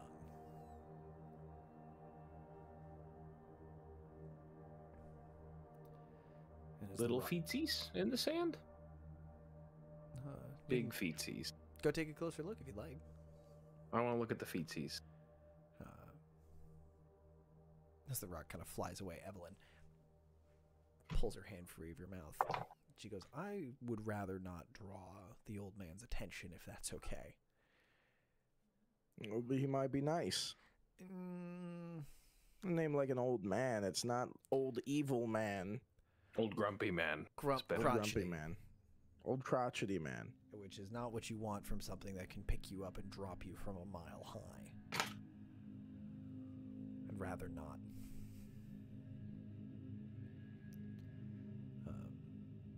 Lami, as you slide down the dunes into this pit, Adam comes with you. Thalia, what would you like to do? I'm gonna stay on the high ground. Okay. But I'm gonna stay low to the ground. I'm just not gonna be like keep a lookout. Yeah. Low on the high ground. Correct. On the medium ground. Medium rare. Lami, roll. What are you looking for? You're looking to figure out Feet. feet. Roll me. I'd like to roll for feet. Nature or investigation?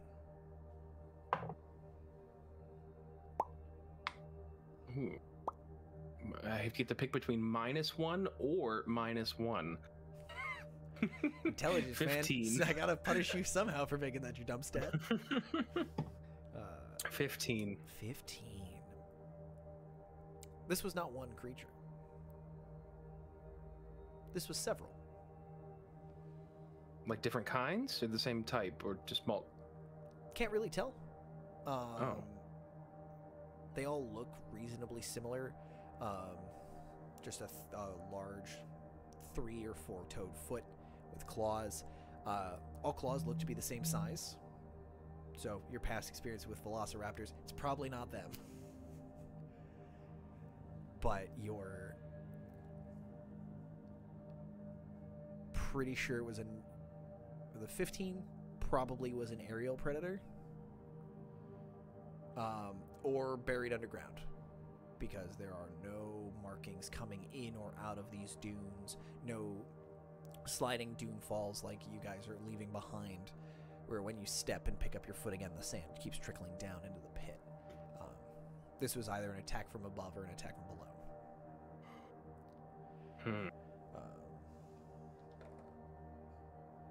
Adam does not find anything helpful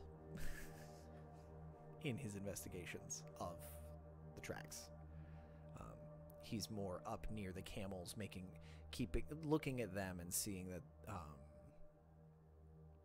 they have all the one that is mostly intact is unfortunately looks like it had its throat torn out. The other ones have been chewed on, so whatever was here was eating and was scared off by something.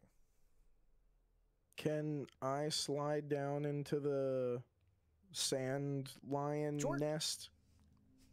I don't know why you would say such a terrible thing. An ant lion, that's what they're called. Can I eyeball the wounds, being that I am a hunter man? I feel like I would know what most prey or predator rippingness would look like. Okay. Yeah. Do I recognize any of the wounds or tactics that appear to have befallen these camels? Give me... That'll be nature. That'll be straight up nature, buddy. I don't think I'm good at that. These are also not creatures that you're familiar with. I'm good at it. 19! 14 plus 5. I didn't know I had a plus in nature. Oh, So more you know. these creatures, whatever ate these things, do not have teeth like you would normally expect. You're used to wolves and bears and other creatures with pronounced canines and a full set of separated teeth. These have pinches and tears and large, you get the idea that there might be pincers involved. Pinch. Pinch. Pinch. As you're kind of looking around and seeing these things, you're seeing again the claw marks on the wagon itself, and a lot of the whatever's been eating these camels wasn't really ripping and tearing as much as it was just like chopping off chunks of it. And with a 19, you notice on the one with a mostly intact rest of it, there's an odd caustic smell around its neck. Something. It smells like a tannery almost. Is there a stab wound in its neck? No. Just another bite wound. Another bite wound. Because I was thinking giant scorpion, because we found one of those under the thing. I have its tail. You do. I plan on stabbing someone with it at some point. Does not. Yeah, the tail does not smell acidic. Acidic? Mm-hmm. I don't think Ronan would know a lot of things from the north that would. Is it No, Lami? this Do you is- know anything in the sand that is acidic, like lemons? That's It's not an very nice. 18. I We might like- know something we love acidic. lemons. We love lemons. We do and love lemons. She's great. Limes, more like limes. I or don't know. grapefruit. Do I know of acidic sand things? You grew up here. Are there not like bedtime stories of people getting melted by like a sand goo? But yeah, all the time. Roll nature for me, Lami. Nature or history? Thalia, you read things. Is there anything in the sand called like a sand lime 19. that has pincers? Sand line.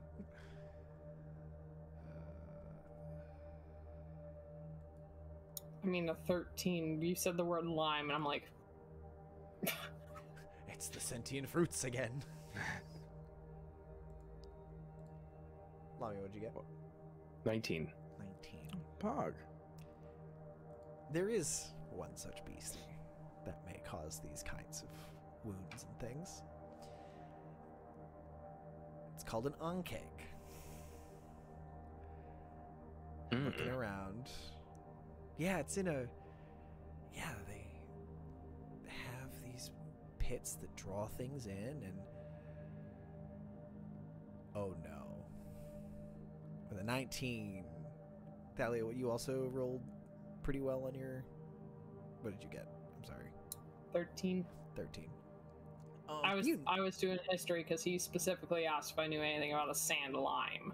No sand lime, unfortunately. You would get limes in some of the oases. You're thinking more plant life than animal life. But no luck there. But Lami, as you're standing there thinking about it, this is probably an onkeg attack. But there's something off about it. There's too many tracks. Onkeg normally take off individuals.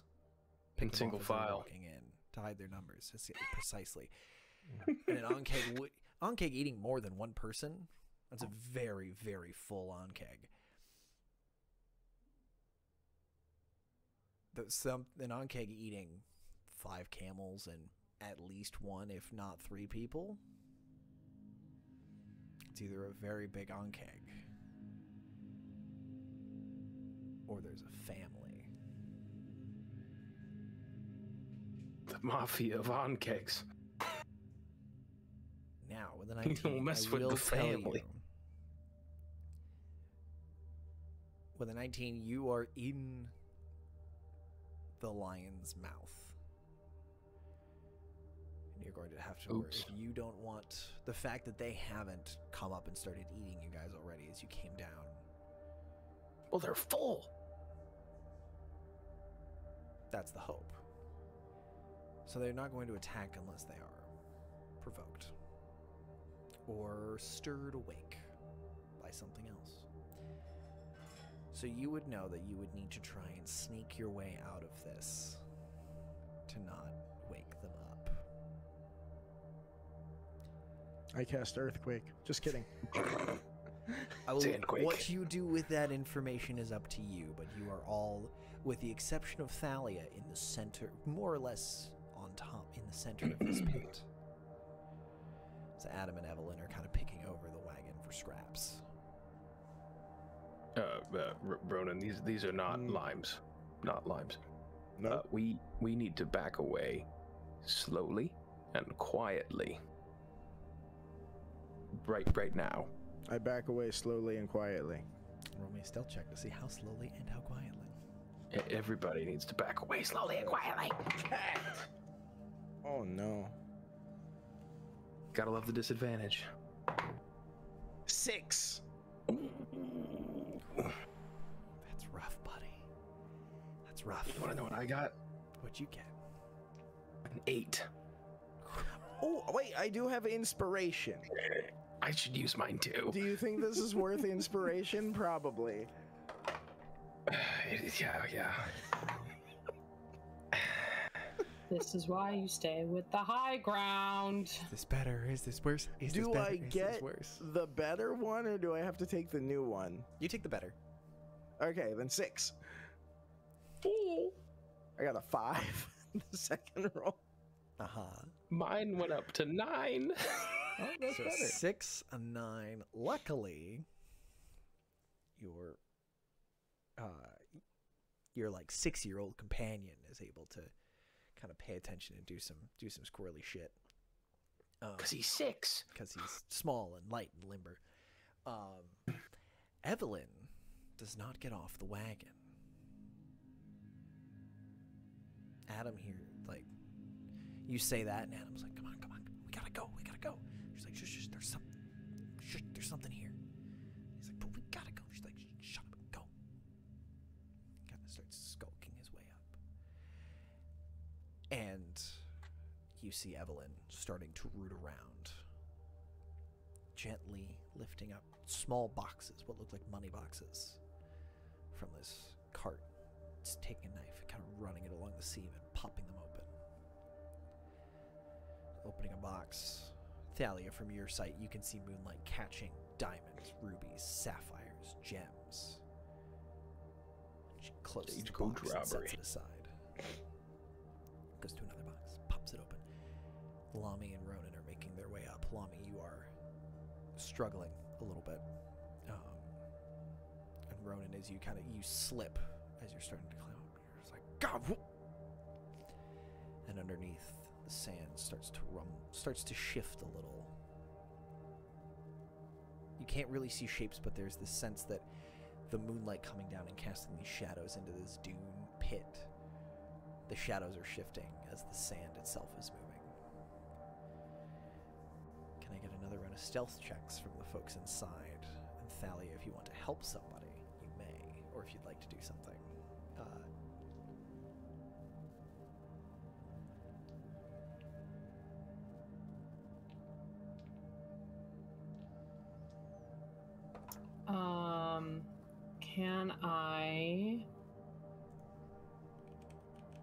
Can I use Presti to create a puff of wind away, like on the opposite direction out of the pit, to move some sand that way? Some sand up. Okay. Absolutely. Perfect. Okay. So yeah, that'll Yeah, that'll cause a little more of a... That'll help cover any of the noise that your friends keep making. Can I get... So, still some stealth checks. That'll lower the metaphorical DC a little bit. You've introduced a little noise into the system. Better. 14.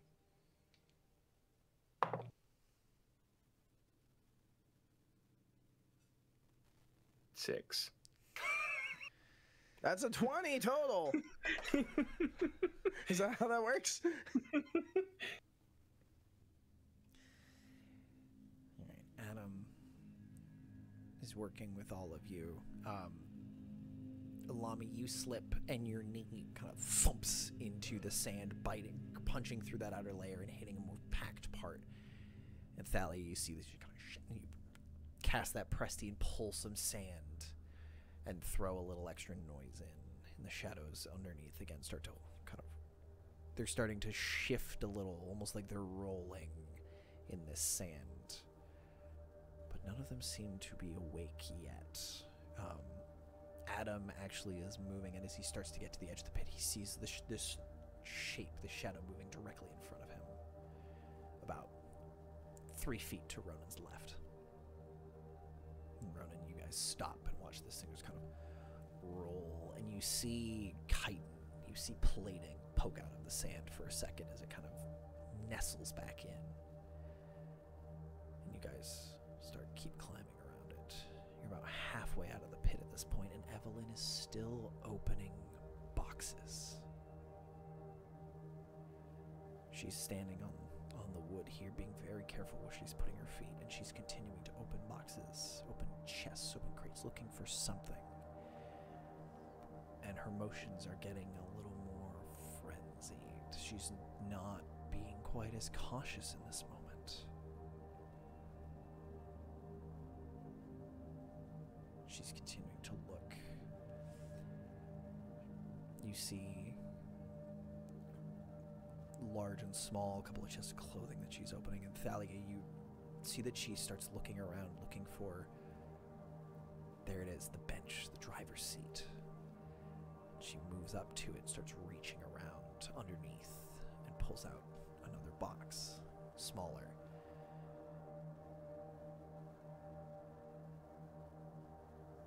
If you want to keep climbing, make another stealth check. I'm gonna There are other wait. options. Just stand still forever. You can stand still if you'd like. I'm gonna stand still. I'm gonna play this out like Tremors. Oh, yeah, let's play statue. I'm gonna get my little lever action and climb up that telephone pole and sit there for a minute while Evelyn Red figures out what light. the fuck she's doing. Green light. Okay. Adam's gonna keep climbing, and Evelyn's gonna keep searching.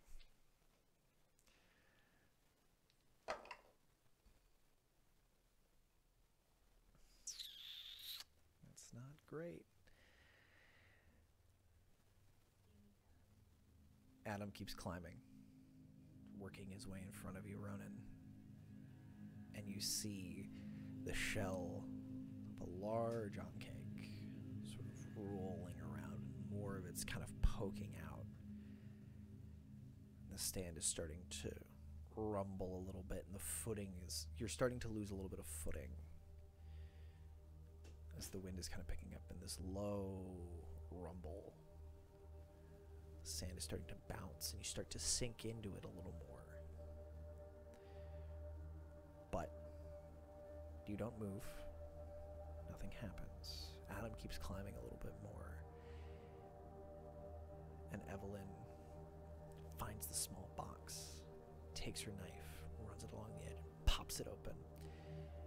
And the large, heavy lock that was on this starts to fall towards the wooden platform that she's standing on, the wooden part of the sled. Oop. Would any of you like to do anything? I don't know if you can do anything, if you want to do anything to catch it. I stopped moving. Mm-hmm. She didn't. Yep. That means I can't do anything because I stopped.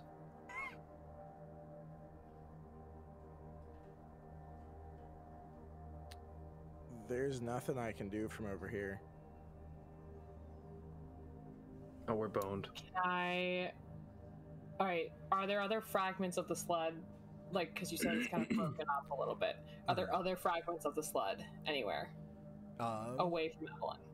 Yes, there are some minor, some various sized ones.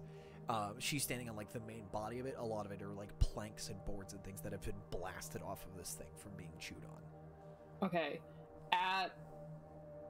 Can I see it falling and trigger a Presti on the piece of wood furthest away, and I want it to sound like wood splintering. So sure. Kind of in like move or overpower kind of that sound. Okay, just away from Evelyn. Loud. So I know that sound, not loud, like just wood splintering further. Okay. To kind of coincide with the sound of the lock hitting the wood, but I just want it to be away from her. Okay. All right. I love that. You reach out and you time it perfectly. There's this simultaneous crunch, and with that, we are going to need to roll initiative.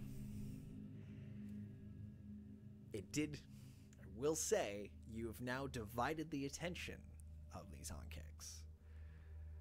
So Evelyn is not going to be in the middle of a cuddle puddle full of chitin and teeth, which is really I love cuddle puddles. all any of us can ask for in this day Am and age. I close? Yes. Yeah, I am. Yes, you are. Excuse me while I put on the glory of combat. I have a +5. I will say the only person not in range of Lami is Evelyn. So let me just get the That's what you get for fight snooping. music happening. Okay, let me roll for these kids here. Oh, she's good. Oh, she's good. 25 and up. What'd you get? Uh-oh. 26. 26. Ooh. Cool. So you'll go behind Evelyn. She got a 27. You should have answered last because he said, oh, he said 25 and up. I thought he said 25 and lower. Actually, I need to roll for these boys.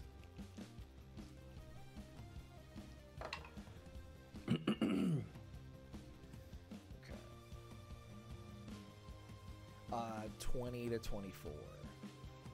Dirty 20 for me.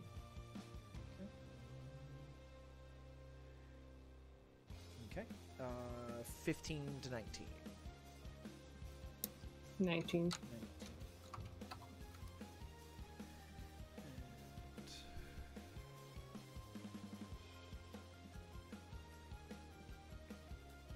What the hell is his name? Adam. Greg. Oh, Greg. Oh, Greg. They call me old Greg. Greg, there's body here. All right. Poor Greg. So, Evelyn, realizing that she has fucked up, takes the box and you see her open it real quick. There's no light. Nothing. There's no like Pulp Fiction glow of something from inside. She just cracks it open, and you see her smile, this hungry, toothy smile that you remember from calling. Just call Lythar and Corey. You know the look of a predator who's found something. She closes it shut, and it doesn't lock. The lock fell out. Shit. Tucks it under her arm.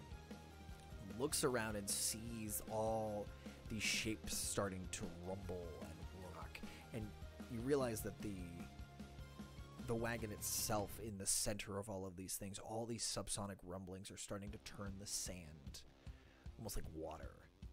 So some of the planks are starting to sink down in. You watch her to go, fuck. All right, and she goes and she starts. It's like a three-step run up, and is leaping. See how she does. Not great. That's a 5, but she's good at acrobatics. Okay. So that is a... Great. Okay, so 16. So, she leaps. One foot lands on one of the planks, one of the larger platform pieces that are still hanging out. The other one goes into the sand and gets caught up to her ankle in it. And she kind of puts her weight on the one plank that's holding it, pulls her foot free, and you see just all this sand come pouring out of her boot as she kind of stands on this plank, standing sideways like she's surfing on it. And it's kind of has this box tucked under one arm and is kind of keeping her balance. With her other hand, she's pulled out a knife and is waiting for something to come up at her. Ronan, you're up. Lami, you're on deck. I am a deck. I would like to rage. Okay. I never get tired of that sentence. We've been playing for 3 years together, and I never get tired of it. Where's my table? Show me my table. What do I roll? An 8. That is a 6.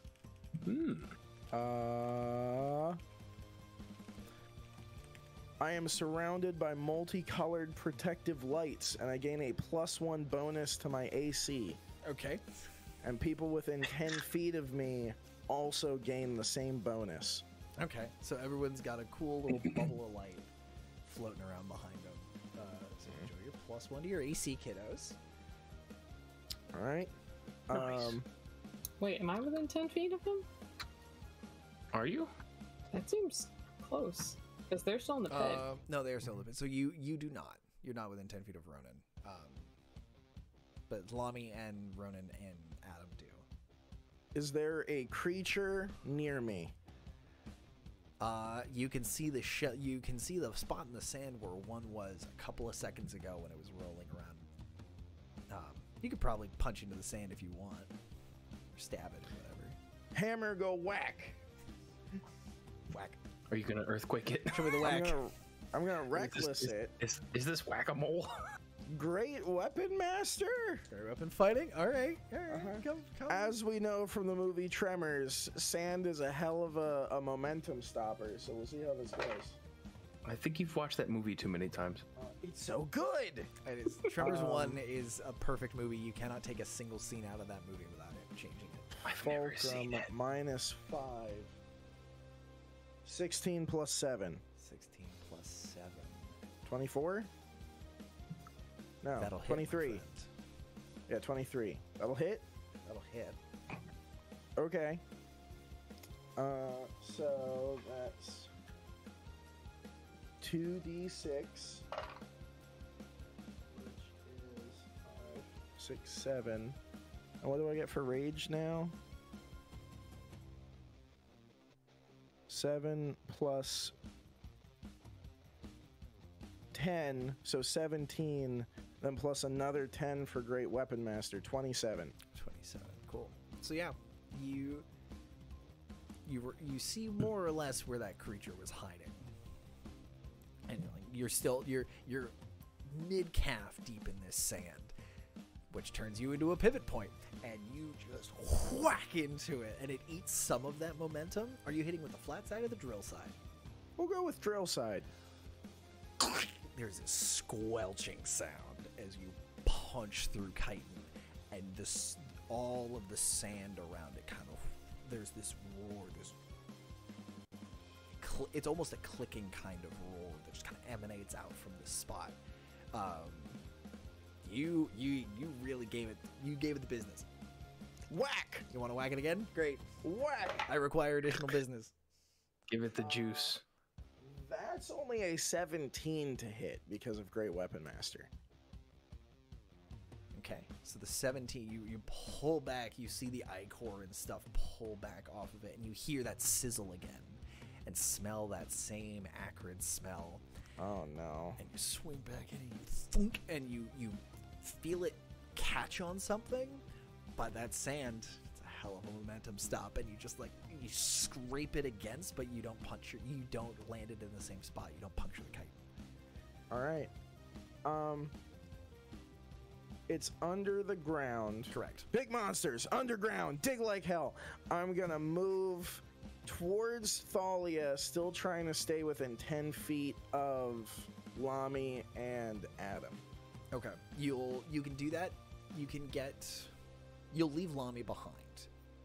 Okay, he's a big boy. Yeah, but you can definitely scoot up around Adam and keep him in range of your protected aura. I would try to keep Adam within 5 feet. Okay. So that way, if something does come after him, there's a chance it'll try to eat me instead. Okay. Anything else? No. Okay. So And my turn. I will say climbing up this hill at speed will count as difficult terrain, especially now that these subsonic vibrations are liquefying everything. It will be difficult terrain as you're climbing your way out. Bugger. Lami, you're up. Thalia, you're on deck. How do I see many? How many do I see, if any? That sentence hurt my brain. How do see? Roll me. Is it dark? It is dark. You got Dark, some moonlight. dark? You got some moonlight coming in. Oh, That's Is it most enough of it. moonlight? Oh wait, perception check. Take a gander. do dragons not have dark vision? 16 for the perception check. I do not have dark vision. What? Oh, why? It always surprises you. 3 years in running. 3 years. We don't know how detect magic works. We don't know who has dark vision. We're so good at this game, guys. We don't know how my detect magic works because it's fucking weird. It lasts 6 seconds. It's as if detect magic is happening. It's every other piece of text about what it shows you. Anyway, so Lami, with a 16, I said the thing. Your you spot mostly the thing that you notice is the ground around you is shaking. You do see the gore from the one that Ronan took a thwack at before he started hustling up the hill. You're seeing unusual shapes kind of starting to shift, and with the ground being as fluid as it is, you're starting to get rough ideas. You're thinking, between that and your information about the attack earlier, probably 5 or 6. 2 of them are much bigger than the others. Boy. Big boy. Those 2 are towards the center of the pit where the sled is, where Evelyn has jumped probably 5 to 10 feet away. She's made a short hop to try and cover the ground and stay on those planks. Oh, that's not good. Yeah, she is probably... She's probably about 20 feet from you at this point. Oh, only 20 feet? Oh. Yeah. I was picturing a much bigger pit. With the difficult terrain that's happening, it's not fun. It's not great. And that's after she took a flying leap off of this sled. Right. Shit. I should go towards Evelyn to help her be not dead. That's smart. Yep. Okay. Can I get next to Evelyn? Well, it's difficult terrain, If so I can get. you want to wade back down to her. Yeah. Down. Interesting. What's your movement? 30 feet. You'll be about 5 feet away from her. Well, that's just a square. Just a square. It's a 5-foot gap, but also as you're walking down into the pit, you're noticing that you are sinking much faster than you were previously. Where before, when you were walking down, you could step and then come up to your ankles. Now the sand is coming up to like your mid-calf. Like halfway. Oh, wait. I'm smarter than this. Is there room on the wood? Not the wood like the Titanic? Not the wood that she's on. We're talking like single sturdy planks, like a piece of 1x6. At the room on widest, it's a piece of some 1x6. wood. Sure. Something I could stand on. You could stand on it. I need a dex check to keep your balance. or sink and die. Or sink it down. It's not gonna suck you under this turn. Maybe if you stood there for 3 turns. All right, I'll wait there. And how close am I to the big mountains of sand? To the big mounds of sand? Or little mounds. Are there any mounds next to me? There's probably... There's a little mound off to your left. The 2 big ones are a little further away. They're probably 10, 15 feet from you. Oh boy. I think I'm just gonna hold it out. I'm just gonna stand here. I don't know what else to do. They're in the sand. I can't do anything to sand. Okay. You don't want to ready an action or anything? Can I ready being defensive? If you could tell me what you mean by that. I don't know. What do you want tell me if X happens, I want to do Y. I want to have like my shield up, I guess. I'm prepared for something to jump out of the fucking sand and eat me. Eat you or eat Evelyn? Anybody. Eat anybody. But one or the other. Me or Evelyn. Oh, but she's next to me. Okay. She's a little ways away. 5 feet. That's right next to me. You moved 15 feet. She was 20 feet. There is 1 square between you two. Oh. Then She's in range she's 10 of feet your away. dome of safety. But there's a 5-foot gap between the 2 of you. So yes, 10 feet away. Gotcha. Okay. Yeah, I'm just gonna look for things flying out of the sand. I focused on Evelyn, but also kind of me because I'm me. Okay. You can't not hold your own shield, I guess. Okay.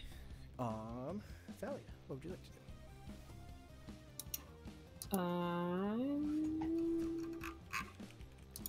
Double check. Alright.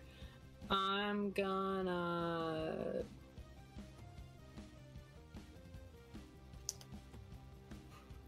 hold a vicious mockery until I see one emerge and attack an ally. Okay. Okay. I'm gonna stay put. Because I'm safe, right? I'm not in the pit. You're not. Yeah, the ground under your feet is a little unstable, but you're able to keep your footing. Okay, I'm gonna move back to a little more stable ground then. Okay. If it's unstable. There's just like as everything's shifting, you're able to keep your balance pretty easily. So yeah, you're still totally fine. You can still see into the pit. Lami, do you want Helga to do anything? Because she is here as well. Helga, fire. Helga, fire. Helga, fly down to me and Evelyn. Pick up. Not pick up this turn, but get her down there. Okay. Get in the pit. As Helga swoops over, does a quick circle, and comes in and lands. There's just this boom, and her feet immediately start to sink, and you watch her 1 foot just come in and just crush the remains of the cart under her back foot. As she lands, a couple of things happen. The 2 larger mounds, sensing a large, unpleasant predator coming in to chew on their food supply, pop out of the ground. These 2 just kind of rear up out of the ground. First one is going to... You see it like pull its head back, and then and this big green blob of gack starts flying at Helga. Almost forgot her name. Almost got my girl.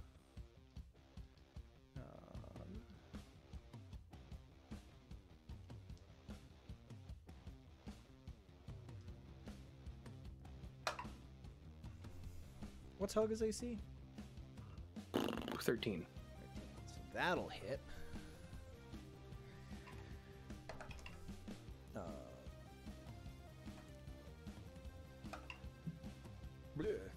And do 9 acid damage. It catches her right on the broadside. The other one is going to take this very personally.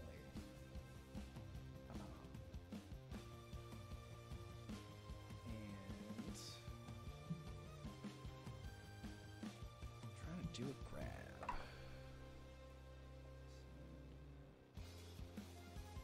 So yeah, the other one pops up, still kind of screeching out, and grabs onto her front leg, or onto her back leg that's just crushed the wagon. These pinchers just come out and grab on. I need her to make a acrobatics or athletics check to avoid being grappled. Acrobatics or athletics? You got it. Helga's a pretty strong girl. 18. That was a 19. Oh, we're grappled. Pinch, and you just watch these large things just bite into her leg, and she lets out this screech in pain. As people do when they've been grappled on the leg. And that's what those two are doing. So Helga has landed and currently has been acidified and is getting kind of pinched on. Everything's great because you know what it means I can see that thing now. Both of them, actually. Natalia, anything you'd like to do now that she's landed? Save that vicious mockery. All right. Adam, seeing the love of his life currently standing on a board, precariously balanced around some oncakes, does the thing any good husband will do. Turns around and goes to charge back into the pit. He's like 7 now. Ish. With his +1 dagger, he's going to run in, which will trigger an opportunity attack from the one that See, good thing you, He gets a +1 to his AC. good thing you gave him that dagger. So he is running. Yeah, he starts running down, and the one that you injured, Ronan, kind of pops up out of the sand, almost like not quite breaching, because that would require some degree of like athleticism. This is just like a pounce. Just kind of reaches up, and you watch as he ducks under it, and these two huge pincers just whiff over his head completely. And he runs down, and as he gets closer to Lami, he starts to sink down into the gack a little bit, and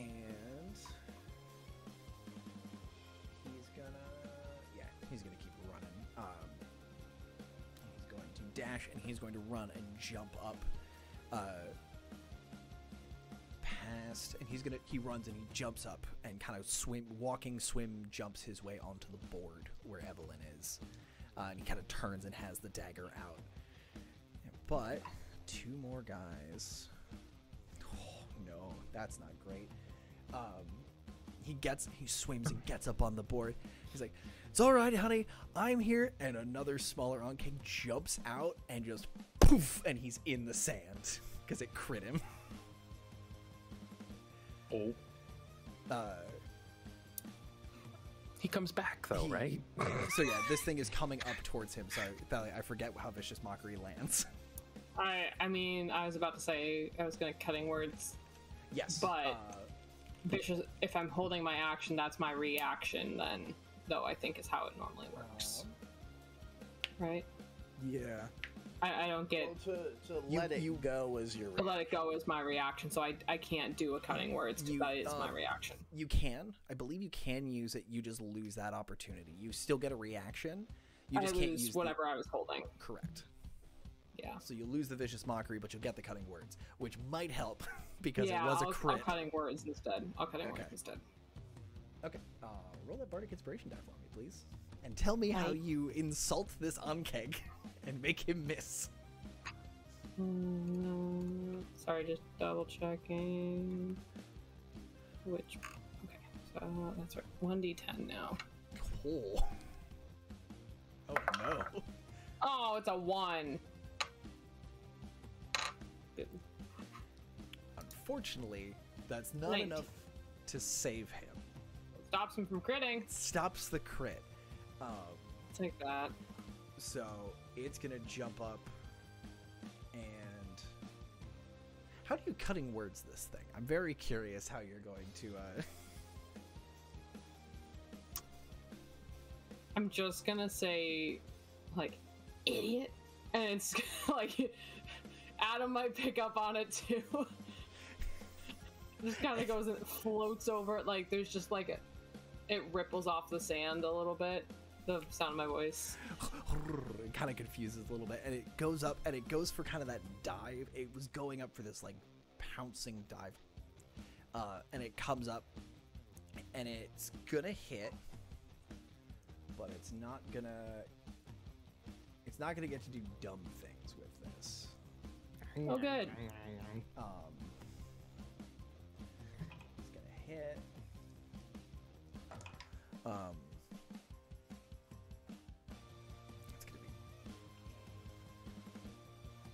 It's gonna be 11 slashing damage. And he just big gash like down the arm. It's his non-knife wielding hand is currently kind of dangling down at his side. But it's not going to knock him prone and into the sand. I'm about to say, wow, 7-year-old has more than 11 hit points. It's How much do guards have, More than Chris? guards have. He's an NPC. I can do things.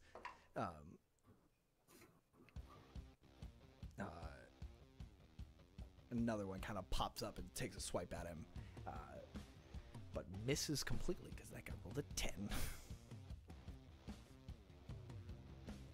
And now it's the Onkeg's turn. So the two fully grown adults. We're gonna go with Captain Spitty Boy first.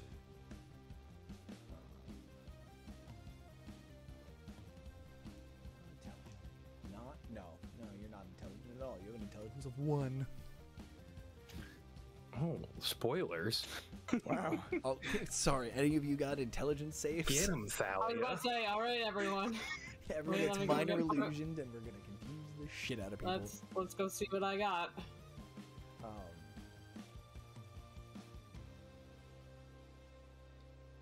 So the one that spat is going to just bury it, kind of rears up a little bit and dives back into the sand on either side of it. The one that's currently grabbed onto her leg, onto Helga's leg, is gonna start chomping away at it.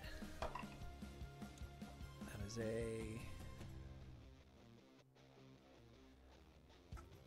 dirty 20 and a 22. So those both hit.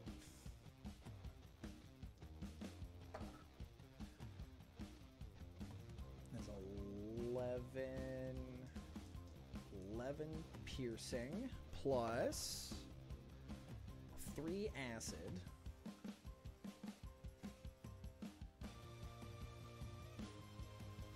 And he's gonna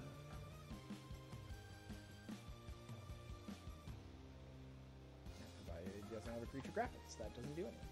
And now the kids. Kids are just gonna do.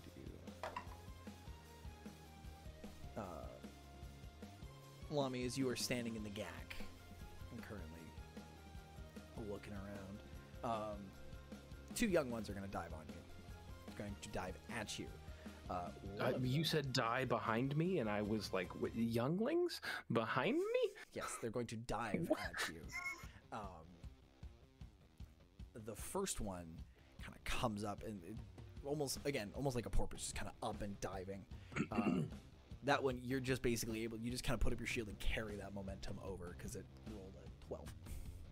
Nice. The other one got a little wiser. That's nice. Slowed up its attack. So they've got good wisdom, but shit intelligence, Isaac. Does a Difference 20 between intelligence and does a 26 wisdom. or no, sorry, not 26. No, 26. 26 hit. A 26 hits. 26 hits. Excellent. This one kind of comes up, sees its buddy, gets it kind of tossed over, and kind of swimming through the sand, kind of pulls up in front of you, and is going to swing once with its first claw. Let me see what the second one does. 26. So.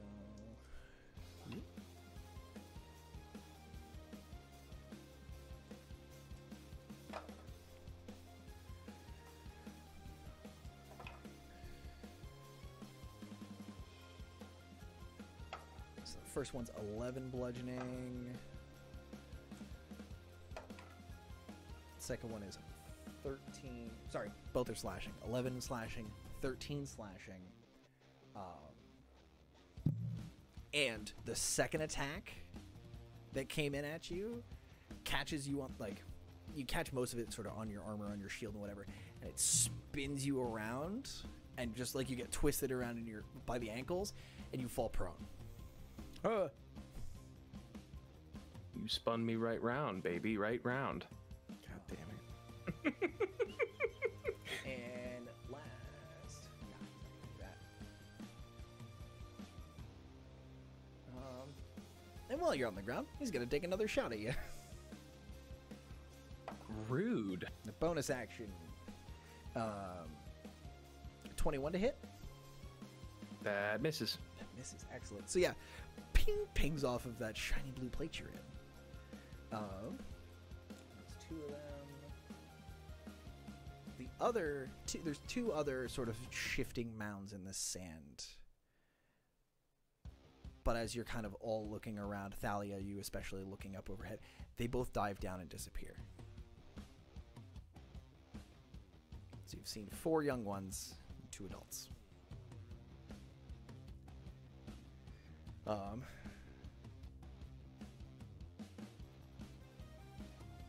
Did any of the big ones end their turn within 30 feet of me?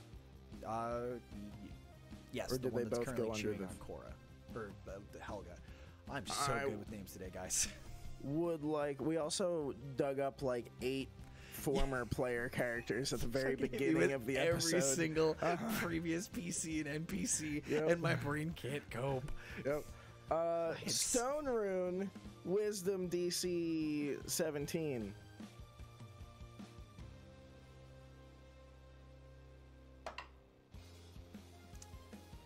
That's a 16 on the die, with a +1 on Wisdom. Oh, sad. Makes it, unfortunately.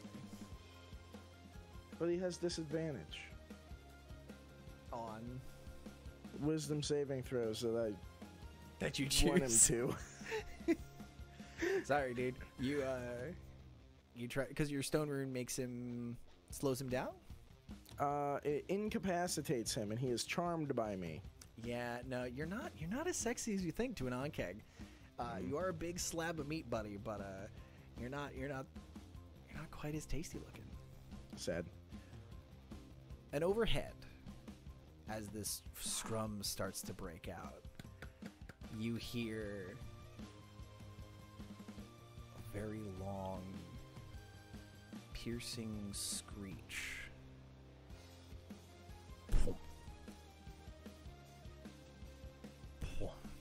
And Thalia, you have the best view. It's a very large bird shape. Wheels around off in the distance and is making its way towards you. You've drawn the attention of the old man of the desert. But we'll find out when he gets here next time. So, when we come back, we'll be at the top of the order. With a little bit of ruckus, a little bit of confusion. However, I don't believe that will be next week. Maybe. I mean, you can. I won't be here, but you can play without me. Okay. No, we're in combat. It's illegal. I don't know how long I'll have to be out. I might be able to be back by break. Okay, so keep an eye on all of our social media spaces to figure out if we're playing next week. But we could play Blaze's Soup Kitchen. Tune in every Wednesday that we have someone coming in after break for Blaze's Soup Kitchen. Why does it sound like a Stardew Valley mod that somebody made? I don't know, but I'm kind of here for it. Okay. I'm 100% here for it. We'll start with Blaze's Soup Kitchen, and then we'll come back to the middle of this bloody ruckus. No, we come back to the party line where we're all in combat, and the rest of the party's just like, what the hell's happening? Welcome to the party. Welcome to the party line. That's a really great name for a talk show. That's what we name our TBD. The party line. The party line. Party line instead of a chance of TBD. I dig it. I'll run it past Erica. Technically her show, so I'll run it past her. We'll see how it goes. But anyway, let's see what's happening. We have for Sunday. other games, Sunday. I'm gonna go in day order, buddy. Oh, sorry, I'm just so excited. I'm very it glad normally that you guys doesn't got to play happen. through Three in a row. So I know what did you sacrifice for everything? hold on. Let My me just- concert date. Jingle Squad tomorrow, 9 p.m. start, if I remember correctly. With Janders running Erica and Sin and Alex, I believe. I don't know. I'm a terrible co-producer. But yeah, watch some elves do some cool stuff on Thursday. Saturday would be Dark Dominion, but unfortunately, Brill is down with the sickness, as the kids say, so he will not be able to play. But we are currently trying to figure out how many folks we can get together for maybe Jackbox Street, maybe some kind of party game. Could be fun. So we'll see how keep an eye on the socials for that kind of thing. And then, believe it or not, Sunday, 3 weeks in a row. The Idiot's Guide to Deicide. What did it cost? We're getting a trophy. But at what cost, indeed. Idiot's Guide to Deicide is back for a 3rd week in a row. And Chris, you've done some terrible things to these players. And now you've fallen into hell, which is its own particular brand of wild, weird, and wacky. And I appreciate Accordions. So many accordions. Thousands everywhere. But anyway, we'll be back next Wednesday. And then the holidays will hit. So if you were here for this, thank you for tuning in. If you're not back next week, have a wonderful holiday of however you celebrate. And yeah, thanks for playing, guys. It was a lot of fun. Good and we team. will see you Always guys fun. all in the future. Bye.